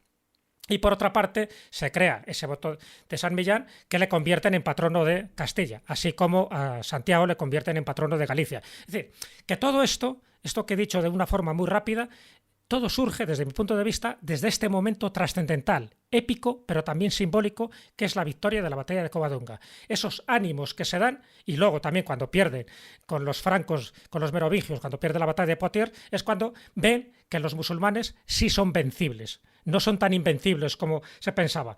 Por supuesto, luego las crisis económicas que se van produciendo y luego las distintas invasiones provenientes del norte de África, que acordaros que son los almohades y los almorávides, que también crean una parte de confusión en todo este mare magnum que estamos contando. Así que ahí tenéis un poco el escenario. Y, queridos invitados, ir cogiendo la pata del jamón por donde queráis. Podríamos decir aquello de Covadonga, contigo empezó todo. Bueno, es verdad. Y en cierta medida es así. O esa frase de lo de Asturias es España y lo demás es tierra conquistada. Sí, tierra conquistada. Son frases y refranes que surgen desde aquel momento. O sea, sin la victoria en Covadonga, lo que es el nacimiento, surgimiento, desarrollo del Asturorum Regnum, del Reino de Asturias, no hubiese sido así. Entonces, yo creo que esa es la consecuencia más clara. Es una victoria que va a propiciar que surja un reino, porque luego ya podemos debatir, no, es que según las fuentes Pelayo es caudillo o es princeps, o en verdad el sentido es rey. De hecho, todos los que vienen, sus sucesores, siempre consideran a Pelayo el iniciador de la monarquía asturiana. También algo que ocurrió posteriormente y no muy lejano en el tiempo a Covadonga y que no has mencionado, Jesús, es la batalla de Poitiers, la batalla en la que Carlos Martel, los francos, derrotan a los musulmanes, que yo creo que no contaban con ellos los musulmanes, y en este caso fue un palo muy duro para ellos, lo que les hace también retroceder y olvidarse de sus aspiraciones más allá de los Pirineos. Esto favorece también al Reino de Asturias, y el Reino de Asturias también se ve favorecido por las primeras guerras civiles entre los musulmanes, o sea, los primeros choques entre bereberes y árabes, que además son choques y enfrentamientos muy duros, muy sangrientos. Luego hasta incluso enfrentamientos entre árabes, sirios, 740, 745, etc. Todo esto ayuda desde esa batalla, desde esa victoria, la mítica batalla, al desarrollo del Reino de Asturias. Por otro lado, Jesús, también has mencionado mucho la cuestión de la cruz de los ángeles, la cruz de la victoria, y es que el símbolo de Asturias, el símbolo del Reino de Asturias es la cruz. Es la cruz, claramente. O sea, de lo poquito, fijaos, de lo poquito que sabemos que hizo el sucesor de Pelayo, su hijo Fabila, aparte de la cuestión de la muerte por el oso, etcétera, el abrazo del oso, es que consagró en Cangas de Onís la iglesia de la Santa Cruz. O sea, además siguiendo modelos netamente toledanos. Encima de un dolmen prehistórico, que es totalmente. Curioso, porque lo que se busca era un lugar sagrado que ya venía de Hilo Tempore. Efectivamente. Además, yo siempre he pensado que si esto es una pedrada de Daniel Gómez Aragonés, si no tuviésemos la bandera de España que tenemos actualmente y no tuviésemos, por ejemplo, la Cruz de Borgoña y la Cruz de la Victoria, para mí la bandera de España sería la bandera del Principado de Asturias, claramente. Creo que es la que mejor de alguna manera representa y simboliza todo lo que es nuestra historia desde el respeto, por supuesto. Y luego otra cuestión que quería comentar, porque se ha mencionado lo de Santiago, es que, claro, la tumba de Santiago, o la que se dice que es la tumba de Santiago, está directamente, hay que decir, no, pero te estás sabiendo porque estás haciendo un tema gallego. No. En este caso es un tema muy asturiano, no nos olvidemos, es muy asturiano. ¿Por qué? Porque se encuentra en el reinado de Alfonso II el Casto. De hecho, Alfonso II el Casto está considerado el primer peregrino, o sea, la persona que de alguna manera inicia el camino de Santiago. Y alguien puede decir, pues es que ese no va a ser Santiago, es que a lo mejor es Prisciliano o a lo mejor es un mengano cualquiera. ¿Qué más da quien sea? ¿Qué más da quien sea? Como si no es nadie, lo que interesa es el hecho simbólico. Y en este caso, un hecho simbólico que, fijémonos, a lo mejor no tiene que ver tanto contra el enemigo musulmán, sino también tiene que ver con los propios problemas internos que tenía el Reino de Asturias. El Reino de Asturias también tenía los mismos problemas que arrastraba el Reino Visigodo de Toledo, y es el enfrentamiento entre nobles, magnates, etcétera. Desde Oviedo habían tenido problemas con nobles vascones y nobles gallegos. Y el hecho de poner un elemento religioso, político y simbólico vinculado a la monarquía en territorio gallego, también de alguna manera era para decir a aquellos nobles gallegos que se querían de vez en cuando rebelar, decir, señores, que aquí quien manda es el rey de Oviedo, que aquí quien manda es Alfonso II. Entonces, toda esta serie de cuestiones, de factores, de alguna manera, nos llevan a entender la importancia de Covadonga. O sea, Covadonga no es un hecho más del siglo VIII, no, es de alguna manera el que nos mete de lleno en una nueva realidad histórica, que bebe de un pasado que es el visigodo, pero que también mira a un futuro, porque también a partir de este momento el Reino de Asturias comienza a mirar a Carlomagno, o sea, directamente. Incluso el Reino de Asturias se separa de la Iglesia toledana. Y aquí ya abrimos otra puerta peligrosa, ¿no? Que es el Hipando, la Noche Toledana, el adopcionismo, Beato de Líbana, etcétera, etcétera. Claro. Por lo tanto, estamos hablando que es un momento histórico, lo que sucede entre Covadonga y Alfonso III, sencillamente espectacular. Quien se aburriese en el Reino de Asturias es que era un fulano. Yo creo, perdona, no sé si has terminado. Sí, perdona, que me vengo muy arriba, perdona.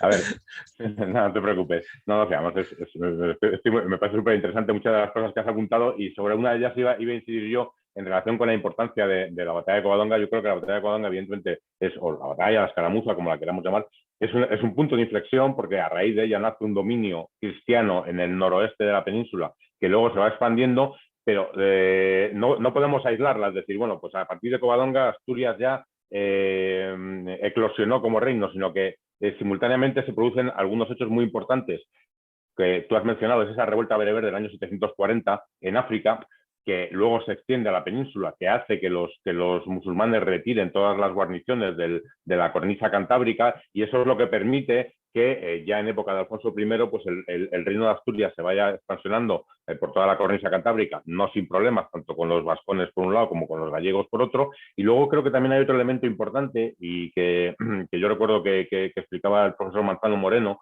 y es que para los musulmanes, en realidad, ahí no había, durante mucho tiempo, lo que existía allá arriba no era un reino independiente al que combatir y al que conquistar, sino que eran una serie de, una gentecilla un poco rebelde a la que había que ir castigando, y lo que hacían eran esas aceifas de los musulmanes. Ellos no los planteaban como de conquista, sino como de saqueo. De hecho, en el año 794 y en el 795, en reinado de Alfonso II, los musulmanes llegan a Oviedo y saquean Oviedo, y Alfonso II tiene que huir a las montañas. Es decir, que yo creo que Covadonga, insisto, fue un punto de inflexión, pero también hay que unirlo al hecho de que los musulmanes tuvieron muchos problemas que permitieron que el reino se fuera expandiendo, y también que durante mucho tiempo no se tomaron en serio a a ese reino para intentar conquistarlo y acabar. Es que para ellos eran literalmente, y tal y como hemos leído, 4 borricos. O sea, Sí, 4 sí. borricos dando coces. No había otra cosa. Claro, esto me llama la atención, a diferencia de lo que hablábamos la semana pasada, que quizá fue el gran error entonces de los musulmanes al conquistar la península, ¿no? Dejarse ese trocito, a diferencia de los romanos, que sí que lo consiguieron pacificar, como decíamos, ese verbo que me resulta muy, muy curioso. Pero es el gran error y el principio de todo su final aquí, en Al-Ándalus, digamos, ¿no?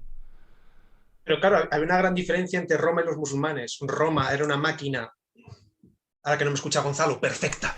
Para mí prácticamente es una máquina prácticamente perfecta, y en este caso unida y con un objetivo claro, pero como ha dicho bien mi tocayo, como ha dicho bien Daniel, en los musulmanes había muchas divisiones, también había muchos enfrentamientos, y es que no nos olvidemos que los omeyas caen, llegan los abásidas, Abderramán I tiene que de alguna manera luchar para poner aquí su poder en Al-Ándalus a mediados del siglo VIII.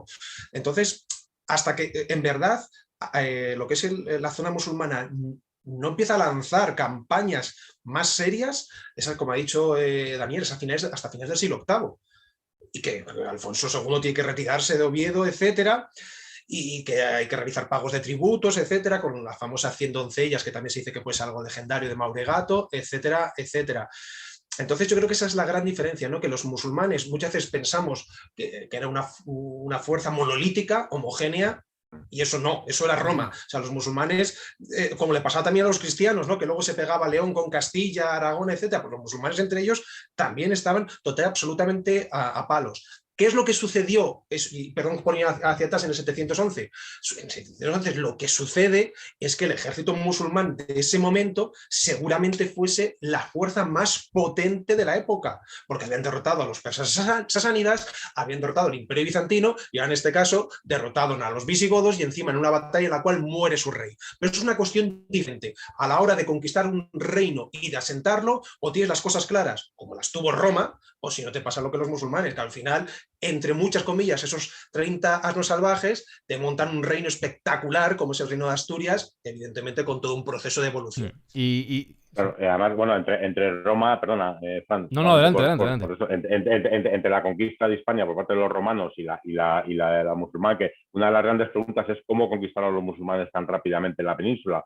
Y claro, es que hay un elemento también que hay que tener en cuenta, y es que los romanos no tenían un solo poder central al que enfrentarse, sino que la península estaba dividida entre multitud de tribus, de grupos que eran absolutamente independientes, mientras que los musulmanes sí se enfrentaron a un poder central que dominaba gran parte o toda la península. Claro, para postear lo que ha comentado Daniel, es que eso es muy importante, Además, un poder que en la primera gran batalla, que estamos hablando de épocas donde no se buscaban batallas campales, porque las batallas campales muchas veces eran absolutamente decisivas, muere, porque yo creo que muere, o si no, al menos pierde su fuerza efectiva, el gran líder enemigo, que es Rodrigo. Claro, o sea, la clave de la caída del reino visigodo de Toledo en menos de 10 años es porque, y esto lo he comentado en muchas ocasiones, porque caen los 5 grandes pilares: monarquía, rey, ejército, ya no está el rey, no puede dirigir el ejército, se quedan solo grupúsculos. Religión, el personaje religioso más importante, que es el arzobispo de Toledo, Sinteredo, se larga a Roma, viendo lo que está sucediendo. Toledo, la gran capital, cae. Y quinto, el tesoro de los godos, que eso también ya luego hablaremos a lo mejor en la cuestión legendaria, también cae en manos musulmanas o se pierde. Entonces, por esta serie de factores, entre muchas comillas, parece fácil la conquista musulmana. La conquista musulmana, como hemos dicho antes, en la que hubo guerra y pactos. Pero además, Dani, y en fin, a todos, en un ambiente absolutamente legendario, mágico, que está imbuido dentro del folclore popular, con Florinda la Cava, con todos los jaleos de la cueva de Hércules, las profecías, en fin, o sea, un jaleo bastante importante, la verdad. Si tenéis ganas de hablar de leyendas, que os veo lanzados, pues vamos a hablar de leyendas.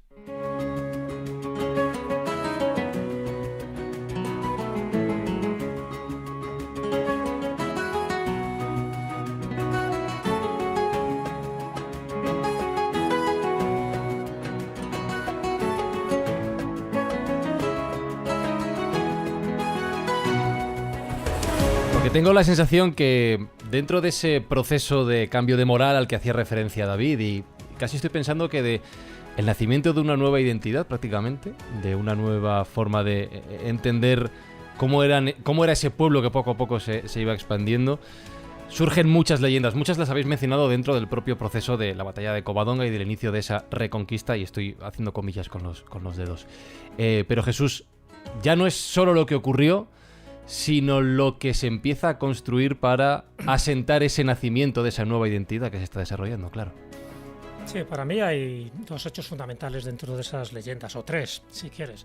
Por una parte, la instauración de una advocación mariana, que es la Santina, que es la Virgen de Covadonga, que es muy importante, prácticamente no hemos hablado de ella, pero luego tiene una importancia capital, por eso, porque se llama la Cueva de Covadonga. Es decir, siempre estamos hablando del Monte Auseba, donde se produce esta batalla, pero donde se refugian, donde se produce ese supuesto milagro, es en esa Cueva de Covadonga, y por supuesto, todo ese tipo de leyendas marianas se concretizan con esta entidad, ¿no? Que luego se convierte, pues eso, lo que popularmente se llama la Santina o la Virgen de Covadonga, con toda la implicación que tiene, como pasa, por ejemplo, con la Virgen de Montserrat, ¿no? En Cataluña, es decir, se convierten en algo más que una Virgen, se convierten en todo un símbolo.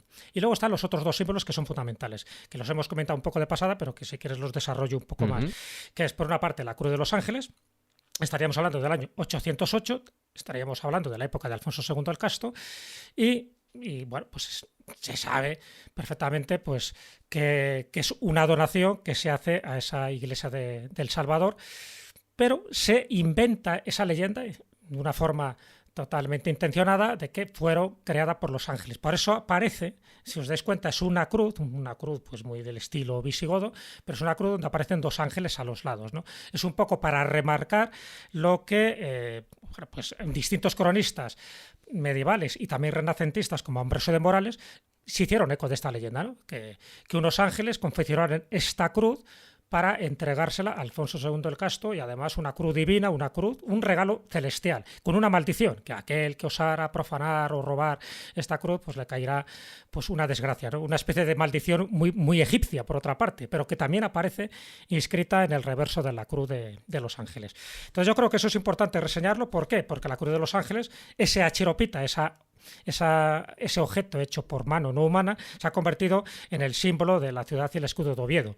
Así como la Cruz de la Victoria se ha convertido como símbolo representativo del Principado de Asturias, tanto en la bandera como en su escudo. Vale, por eso digo que es importante, porque cualquiera que vaya a Asturias verá o una cruz o verá otra, y sin embargo, fíjate, justo la Cruz de la Victoria, cuando empieza a aparecer, cuando empieza su reseña histórica, es un siglo después, en el 908. Bueno, y aquí tengo que hacer mención de un estudio de la profesora Raquel Alonso.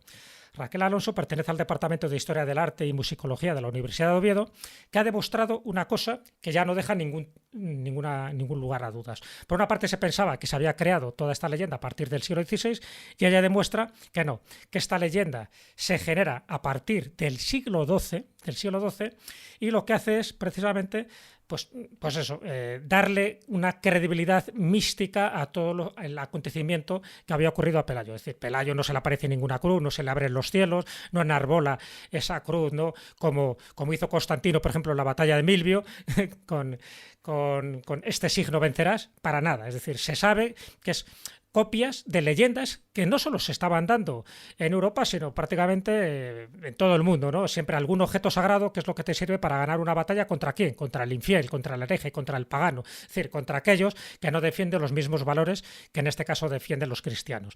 Bueno, pues todo eso se sabe que forma parte del siglo XII. Y ese siglo XII, ya digo, que es fundamental para entender cómo se genera un mito, porque hasta ahora estamos hablando de leyendas, pero una leyenda bien reconstruida y sobre todo bien difundida se convierte en mito, y el mito ya es indestructible, ¿vale? Entonces, ¿qué ocurre?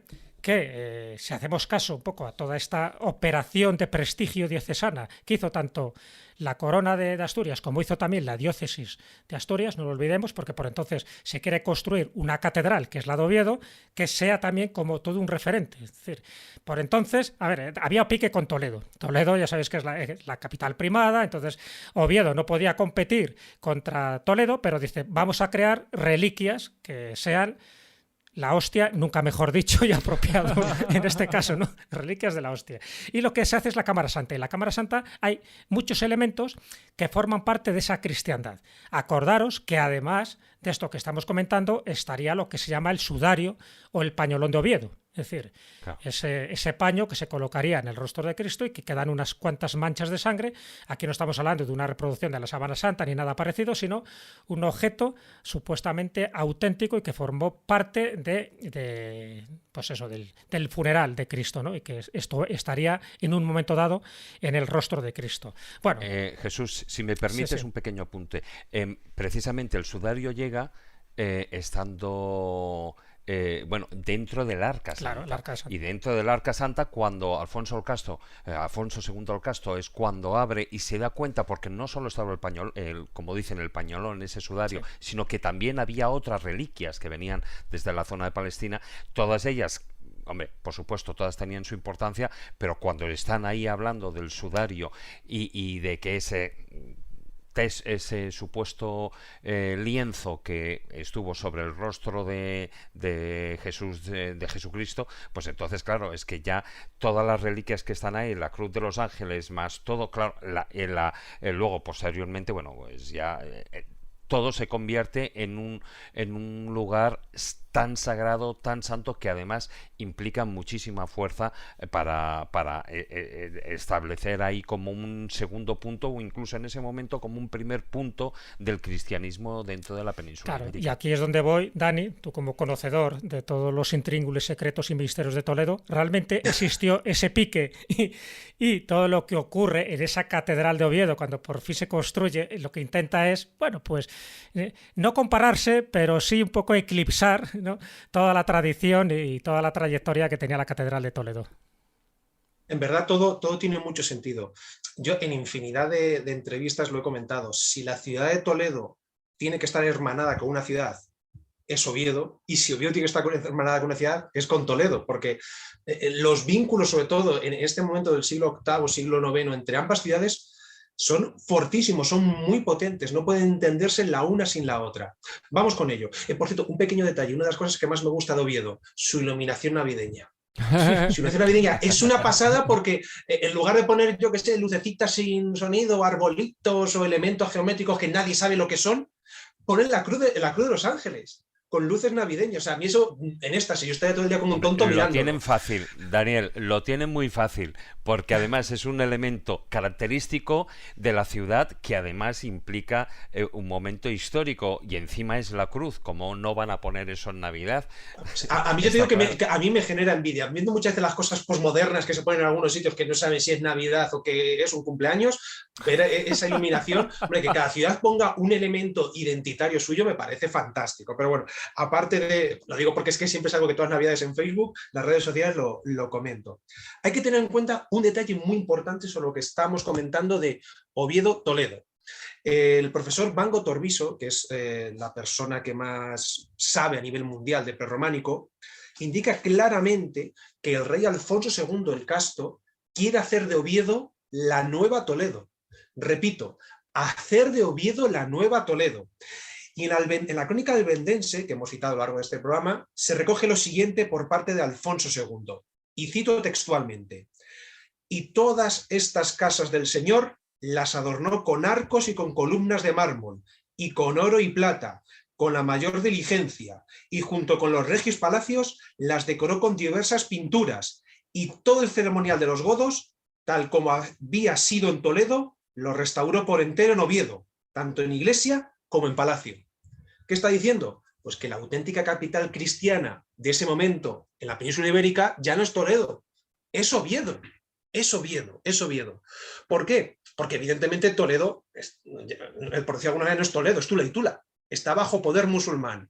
Y si a esto le sumas que unos pocos años antes habíamos tenido el problema de la adopción, de la herejía adopcionista, es decir, cuando el arzobispo de Toledo, llamado Elipando, quizás yo creo que buscando un acercamiento a los musulmanes, se adhiere, se separa del catolicismo y se hace adopcionista, una herejía que viene a decir que Cristo es hijo adoptivo de Dios. Claro, imaginar lo que supone esto para el trinitarismo, ¿no? Para el catolicismo, pues es un golpe total. Hace que desde Asturias se vea, especialmente con personajes religiosos tan importantes como Beato de Liébana, que es el confesor de Adosinda. Adosinda es tía de Alfonso II y nieta de Pelayo, ahí es nada, esta gran mujer asturiana. Se vea el momento clave para, entre comillas, independizarse de lo que es la Iglesia toledana, decir, oye, vosotros ya no sois, por decirlo de alguna manera y un poco metafórico y poético, los legítimos guardianes del fuego sagrado católico, os habéis corrompido, ahora es Asturias, porque es que además en las crónicas también hay otra cosa que se ve, la caída del reino visigodo de Toledo se produce por los pecados y el surgimiento del reino de Asturias es de alguna manera esa correcta visión cristiana católica. Entonces, esto también es muy importante y muy interesante. Luego, por otro lado, se sabe que muchos personajes, no solo nobles, sino gente sencilla del pueblo, desde lo que son los dominios del Andaluz, van al norte, cruzan la cordillera cantábrica, se refugian en Asturias, se instalan en Asturias. Posteriormente, ya en el siglo IX, un fuerte flujo mozárabe. Flujo mozárabe te lleva monjes, intelectuales, etcétera, con todo lo que esto supone. Y luego, otro detalle muy interesante en este vínculo Oviedo-Toledo, Toledo-Oviedo. Jesús lo ha comentado, Cámara Santa. La Cámara Santa tiene una cripta. La cripta está dedicada a una santa. ¿Cómo se llama esta santa, damas y caballeros, amigos y amigas? Santa Leocadia. ¿Quién narices, y con cariño y perdón y respeto, es Santa Leocadia? La patrona de Toledo. O sea, fijémonos, o sea, la cripta de la Cámara Santa de Oviedo, en el corazón del reino de Asturias, está dedicada a Santa Leocadia, que es la patrona de Toledo, y que además ahí están los restos de los mártires más importantes de Córdoba. Por lo tanto, ahí en Oviedo, de alguna manera, con todo esto que hemos venido comentando, se viene a recoger que el centro religioso cristiano en ese momento de la península ibérica, lo sentimos mucho, ya no es Toledo, ahora es Oviedo. Pero fíjate, Dani, a todo esto que has estado diciendo, cuando estamos hablando del sudario y de ese Arca Santa, precisamente San Isidoro, que era el obispo de Sevilla y tal, él cuando es nombrado obispo de Toledo, tiene el Arca Santa consigo, que es más o menos lo que es a principios del siglo VIII. Posteriormente, ahí lo que hacen es, bueno, pues dado su contenido, hacer una arca nueva de roble, de una madera mejor, ¿no? Y tal. Y entonces, ahí es cuando, por la invasión sarracena, tienen que huir el arca con todas las reliquias, y el arca que había marcado el principio de su obispado sube por la Vía de la Plata hasta Morcín, tal, hasta llegar a Monsacro, y allí permanece un tiempo. O sea, permanecen, me parece que son como 30 años que permanecen ahí oculto por la invasión, pero a partir de ahí ya es cuando es trasladado a Oviedo, y a Alfonso II el Casto es cuando la custodia desde entonces. ¿Dónde la custodia? En la Cámara Santa de lo que sería la catedral posteriormente, luego la catedral de Oviedo, ¿no? Pero fíjate, el traslado de poder religioso viene a ser un poquitín más, un puntito más de lo que tú estabas diciendo, es decir, del mismo San Isidoro, que cuando él es obispo posee ese objeto, de repente ese objeto ya pasa a Oviedo, y él ya, bueno, y Toledo deja de ser el número uno. Otro de los aspectos que, ya que estamos un poco también en esta recta final, que no tenemos que olvidar, porque además yo creo que es fundamental y lo estamos ahí dejando en un segundo plano, y esta pregunta va para ti, Daniel Fernández de Lis, es qué ocurre cuando se convierte este primer reino Astur, ¿no?, en un referente, cuando es el pistoletazo de salida, eso que se llama Reconquista, pero a partir de ahí surgen más reinos. Todo el mundo ha oído hablar del reino de Aragón, de Navarra, el de León, el de Castilla, pero de una forma cronológica, ¿nos podrías decir un poco cómo se van produciendo estas divisiones de reinos? Porque yo creo que es fundamental, porque es una forma de entender esa Hispania que se estaba generando hasta que llegan los reyes católicos, que crean otra transformación, por decirlo así, jurídica y administrativa. Pero esa transformación se produce también en este siglo tan importante del que estamos hablando, ¿no? Y que a partir de Asturias, ya digo, surge León, y de León surgen más cosas. ¿Nos podrías hacer un resumen para los oyentes que estén un poco despistados y que esto parezca que es un Juego de Tronos? Sí, bueno, voy a centrarme más en la zona occidental. En la zona oriental, pues evidentemente, a raíz de esa batalla de Poitiers, los francos lo que hacen es deciden crear una especie de zona de seguridad, que es la que se conoce como Marca Hispánica, de la que de ahí surgen pues, los condados catalanes, también surge el reino de Pamplona, y en la parte occidental, que es el de Asturias, pues el reino de Asturias va cada vez más avanzando hacia el sur, y del reino de Asturias, en el reinado de Alfonso III y su hijo García I, pues la catedral, aunque no, la capital, perdón, no es como en el siglo XVI cuando se trasladó de Madrid a Valladolid, que hubo una resolución oficial, sino bueno, ahí pues es complicado saber porque hay diferentes documentos donde habla del rey reinante en Oviedo, reinante en León, pero bueno, aproximadamente a finales del reinado de Alfonso III y ya de García, cuando el reino ya ha avanzado mucho hacia el sur, Oviedo se ha quedado muy lejos del centro de operaciones, la capital se traslada a León, y de ese reino de Asturias y luego de León, pues surgen los reinos de Portugal, que es el condado portucalense, en el siglo XII, y de ahí surge también el reino de Castilla. Castilla es un primero condado, el condado de Castilla.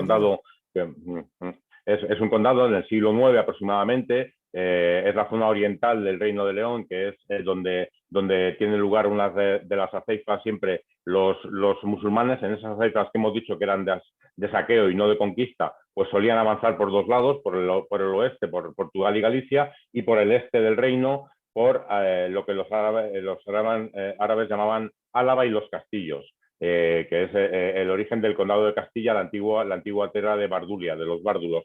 El condado de Castilla surge a mediados del siglo IX, va cobrando mucha importancia, cobra importancia a mediados del siglo X, sobre todo cuando en el año 932 se proclama conde de Castilla Fernán González. Hay mucho mito sobre esa independencia del condado de Castilla, pero en realidad el condado de Castilla nunca fue independiente como tal condado del Reino de León, siempre formó parte del Reino de León. Lo que pasa es que a raíz de Fernán González, pues el condado de Castilla primero se convierte en árbitro de las batallas familiares por el trono leonés. Además, incluso se convierte en las negociaciones con el ya califato de Córdoba. Castilla, el condado de Castilla, manda a sus propios embajadores para negociar con Córdoba y negocia condiciones beneficiosas para Castilla, independientemente de que lo sean o no para León, y además Fernán González convierte el condado de Castilla en hereditario. A Fernán González le sucede su hijo García Fernández, su nieto Sancho García, y luego en el año 1028 su bisnieto García Sánchez, que es el último conde de Castilla de la dinastía de la familia de Fernán González, muere en el año 1028 y el condado de Castilla pasa a la hermana de este conde García Sánchez, que es Muñadona, que está casada con Sancho III el Mayor de Pamplona. Sancho III cede ese condado a su hijo y a su hijo de Muñadona, que es Fernando Sánchez, que es el futuro Fernando I el Magno. Y aquí es el momento fundamental de la relación entre León y Castilla. En el año 1037, este conde de Castilla, Fernando Sánchez, se enfrenta en la batalla que has citado, Jesús, como final de mi libro, de Covadonga a Tamarón, se enfrenta en la batalla de Tamarón al rey Bermudo III de León.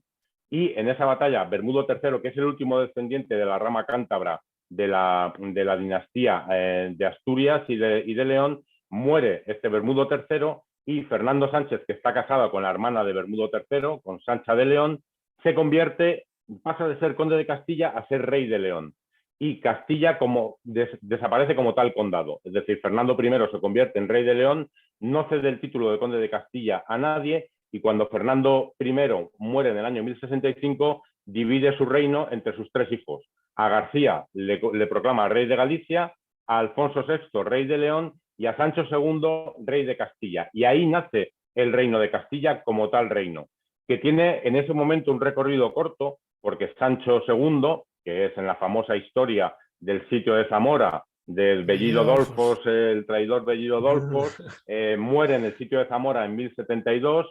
Él se había impuesto a su hermano Alfonso VI, que había huido a la taifa de Toledo. Alfonso VI regresa tras la muerte de su hermano Sancho II, vuelve a unificar los reinos de Castilla, de León y de Galicia, y a partir de ahí empieza un proceso en el que Castilla y León, durante determinadas temporadas, y eso sería ya muy largo de explicar, durante determinados reinados están unidos. Luego Alfonso VII vuelve a dividir entre sus hijos, Sancho III le da Castilla, Fernando II le da León, y ahí están ya separados. Eso fue en el año 1157, y están separados hasta que En 1217, Fernando III se convierte en rey de Castilla y en 1230 se convierte en rey de León y vuelve a unificar dinásticamente ya de manera definitiva los reinos de Castilla y de León. Insisto, podría explayarme muchísimo, No, pero yo creo que escúchame, Daniel, si tuviera en casa claro, un estudiante de la ESO o de bachillerato, lo que haría sería transcribir lo que acabas de decir porque que le soluciona la asignatura de historia para varios años.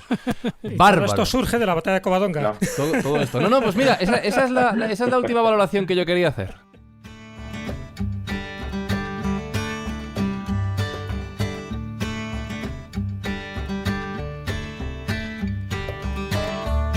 Porque recuperando una idea que hemos ido desarrollando, sobre todo durante la primera hora, ya sabéis que yo ejerzo de primer oyente de la escóbula, intentando seguir el ritmo de lo que vais contando, y habrá escobuleros, me pongo en su lugar, que digan, oye, pero aquí en el título del programa pone la batalla de Covadonga y de lo que es la batalla en sí habéis hablado más bien poco. Y esta pregunta la voy a repetir 2 veces a los dos, Daniel. Daniel Fernández de Lis, ya no es tanto el hecho histórico en sí, que también, y que habrá que investigarlo y saber todo lo que se pueda, sino cómo esa batalla de Covadonga cambió la historia de España en este caso, tal y como nos acabas de contar. Entiendo que esa es la verdadera relevancia del hecho que hoy hemos tratado.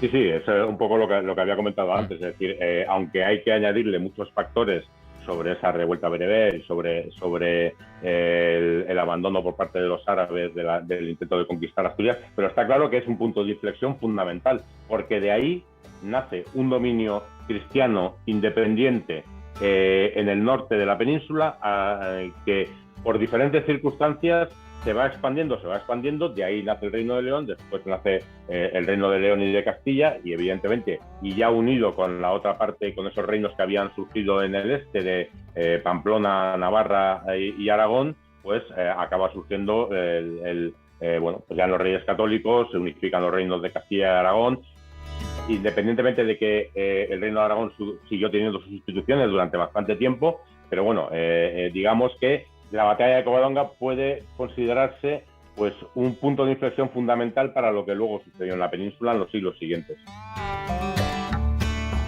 Y desde el punto de vista de la leyenda, del mito, del relato, Daniel Gómez Aragonés, ya no es tanto lo que ocurrió en esa batalla, en ese hecho de armas, en esa escaramuza, llamémoslo como queramos, sino cómo sirvió para empezar a contar una historia, yo creo, ¿no? A crear un relato. Efectivamente, Fran, no podías haberlo definido mejor. Es que es así. Más allá de todo lo que hemos venido puntualizando, comentando, el valor ideológico y simbólico que tiene Covadonga en nuestra historia, no hay otros hechos históricos, no hay muchos hechos históricos que puedan igualar o superar lo que ha supuesto Covadonga en el plano simbólico y en el plano ideológico. Ya no digo, en el plano militar alguien puede decir, no, es que las navas de Tolosa es... Claro, vale, evidentemente, pero es distinto. Pero en el plano ideológico y simbólico, muy pocas cosas superan lo que fue la batalla de Covadonga. Y muy brevemente, si me permites, y no es por hacer aquí cuñas publicitarias y demás. Adelante con ello, como si estuvieras en tu casa. Cuando, esto Jesús lo sabe porque lo ha vivido y entre comillas sufrido, cuando hacemos una de nuestras visitas guiadas en Madrid, y alguien puede decir, Madrid, ¿cómo va a meter aquí Asturias, Pelayo? Se puede hacer sin ningún problema. En los jardines del Palacio de Oriente hay una estatua a Pelayo, igual que estatuas a muchos reyes de Asturias, Alfonso II, Ramiro, etcétera, etcétera. Y allí tenemos a Pelayo. Y a mí me gusta comentarle a la gente que está con nosotros que lo que es, en el plano mitológico, lo que se pierde por una profanación, por una violación de una cueva toledana, Don Rodrigo cuando entra en las cuevas de Hércules, etcétera, de alguna manera se arregla. Esto es como los círculos en la vida, hay que cerrarlos, hay que dejar cuentas pendientes. Pues el círculo que abre Don Rodrigo es cerrado por un asturgodo, por decirlo de alguna manera, Pelayo, en otra cueva, y en este caso una cueva sagrada, la cueva dominica, Covadonga. Entonces vemos cómo hasta en el plano mitológico tiene como todo sentido, ¿no? La liamos por profanar y violar una cueva toledana por un rey caprichoso que es Rodrigo, pero no os preocupéis, que todo tiene solución, y esa solución se encuentra con un noble llamado Pelayo en la cueva dominica. Entonces, aunque esto podamos decir, vale, pues a nivel de la batalla de Covadonga no me aporta una gran cantidad de información, ya, pero es que en el plano mitológico, en el plano simbólico, en el plano ideológico, que es algo que el ser humano necesita, el ser humano, las sociedades, no podemos vivir sin mitos, sin referencias ideológicas, y no hablo de cuestiones políticas, sin referentes simbólicos, no funciona, no podemos movernos. Y es ahí la grandeza de Covadonga, el haber sido un gran símbolo para nuestra historia. Oh, vaya final. Y nada, y otro detalle más, nada, por supuesto, totalmente de acuerdo con lo que estáis diciendo, pero a lo mejor se nos ha quedado otro pequeño detallito que yo creo que es bueno que lo desarrolléis y que tiene mucho que ver con todo esto. Hemos hablado de Santiago, hemos hablado de cuando se descubre su supuesta tumba, del camino, ¿no? Ese camino jacobeo, de Alfonso II el Casto, que sería este primer peregrino, pero no olvidemos que en Oviedo sería un punto de partida para ese otro camino de Santiago, más por el norte, más por el Cantábrico, y acordaros de la frase que se acuñó desde hace tiempo: quien va a Santiago y no al Salvador, visita al criado y deja al Señor.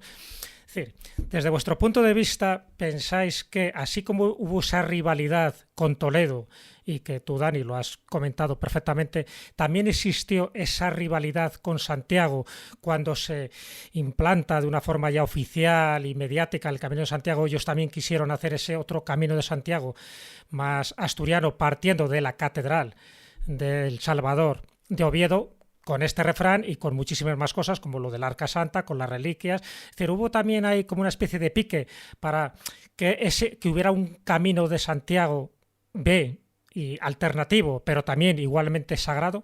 Dani. Yo te digo una cosa, nunca he hecho el Camino de Santiago, pues si alguna vez lo hago, la parte que no me voy a dejar hacer es la de Alfonso II, la de Oviedo a Santiago de Compostela. Para mí, aparte de ser la originaria, en ese nuevamente plano simbólico, es la más legítima, ¿no? La más auténtica. En verdad yo creo que ni Alfonso II ni sus sucesores pensarían que si se iba a realizar un peregrinaje, la gente se iba, entre comillas, a olvidar de Oviedo o dejarlo como plano secundario. O sea, Daniel... yo creo que dirían, es Oviedo.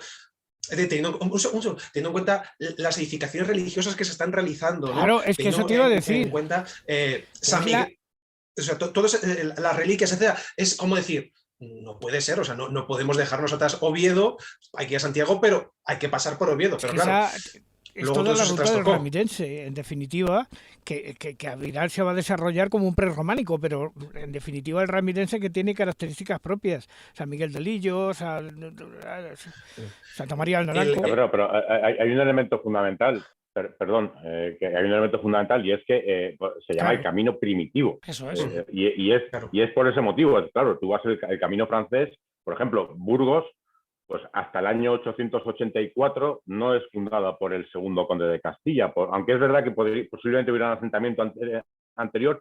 León, cuando se descubren los restos del apóstol Santiago, si es que es Santiago, no lo es, como has dicho tú antes, Dani, eso ya podemos discutir si era Prisciliano, si era un don nadie, quien fuera, pero cuando se descubren los restos, buena parte de lo que es el camino francés que conocemos todavía no estaba en manos cristianas, es decir, era una zona mucho más fronteriza, y por eso el camino iba desde Oviedo, pasando pues por toda la zona de Asturias, por Grados, Salas, Pravia y demás, y por eso se llama el camino primitivo. Pues tenemos mucho que viajar, tenemos mucho que recorrer, tenemos mucho que aprender. Tengo que deciros que yo hoy he aprendido un montón. Hemos empezado bien la temporada, ¿eh? Estoy disfrutando 2 buenos programas. Ahora lo difícil va a ser mantener el nivel, pero bueno, el nivel ha estado hoy alto gracias a nuestros 2 invitados. Daniel Fernández de Lis, recuerdo, de Covadonga a Tamarón, la historia de la monarquía astur-leonesa desde Pelayo hasta Bermudo III. Oye, vamos, quiero decir, con la explicación que ha hecho antes de historia, yo me lo leía. O sea, bárbaro. Daniel, muchísimas gracias. No, muchas gracias a vosotros. Es un placer y un honor estar en vuestro programa. O sea, que encantado. Y Daniel Gómez Aragonés, autor de tantas obras, guía con los paseos del Toledo Mágico. Por favor, seguidle, buscadle en redes, escuchadle, leedle. Todo es bien. Así que, Dani, gracias una vez más por acompañarnos en esta escóbula asturiana. Un gustazo. A mí, si me permitís, quiero dar las gracias a Turismo de Asturias por haber contado con la escóbula por estos programas. Es de agradecer que hay instituciones que hagan este tipo de cosas. Recomendar a todo el mundo que visite Asturias, que disfrute, más que visitar, que disfrute del prerrománico asturiano, que es que es una auténtica pasada, es una auténtica joya que asturianos y españoles tenemos que sacar del pecho, ¿no? Santa Porque Cristina de es Lena. alucinante, Naranco, Santa Cristina de Lena, San Miguel de Lillo, etcétera, etcétera, que por supuesto todos disfrutemos de la gastronomía asturiana, eso yo creo que está fuera de todo duda, y simplemente ya para cerrar, que decir, viva Covadonga, viva Cangas de Onís, viva Gijón, viva Oviedo y viva Asturias. Y San Salvador de Dios, que no se nos olvide, también. Santullano. Que es una maravilla. San Julián de Prados también. Santullano. Eso es. Estaba pensando una cosa, Dani. Es que todo eso lo tenía que haber dicho yo, pero tú lo haces mucho mejor que yo. Va a haber 2 programas más sobre Asturias. ¿Quieres presentarlos tú? Porque va a mejorar un montón. No, no te creas. Yo tengo demasiada pedrada en la cabeza. Yo creo que estuve en Covadonga y esas piedras me golpeó. Pues, no sé si será la piedra o la sidra, que eso también influye. Todo malo, todo malo. Dani, muchísimas gracias. Un abrazo muy grande. Venga. Un abrazo, gracias.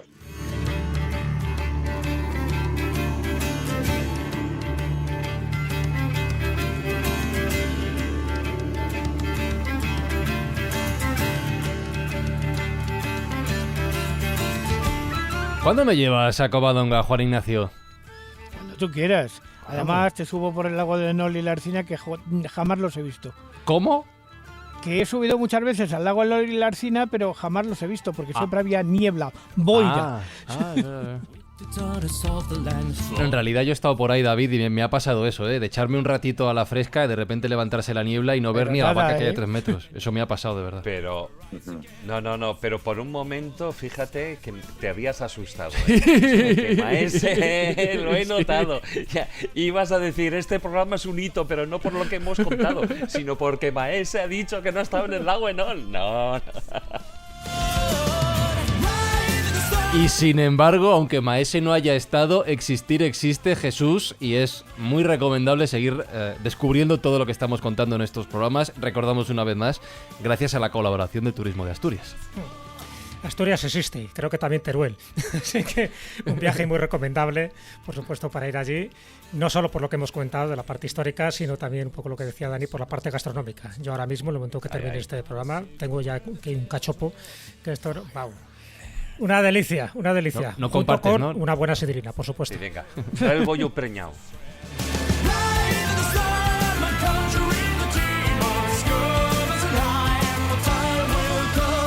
Pues ya veis, escobuleros, que nuestra intención de esta 11ª temporada es pasarlo mal, sufrir con los lugares que visitamos, sufrir con los platos que degustamos, con las bebidas con las que regamos toda esta gastronomía. Y si queréis pasarlo mal con nosotros, nos tenéis cada semana aquí en la Escóbula de la Brújula. Volvemos en 7 días con un nuevo programa sobre la historia de Asturias. Besos, abrazos de quien nos habla, Fran Izuzquiza, y en 7 días escobuleamos de nuevo. Pásate un poco de cachopo, Jesús, que te estás poniendo morado y no puedes con todo. Mira, si se queda el cachopo más grande, hombre. ¿Qué decís de cachopo? Ha pasado mejor vida.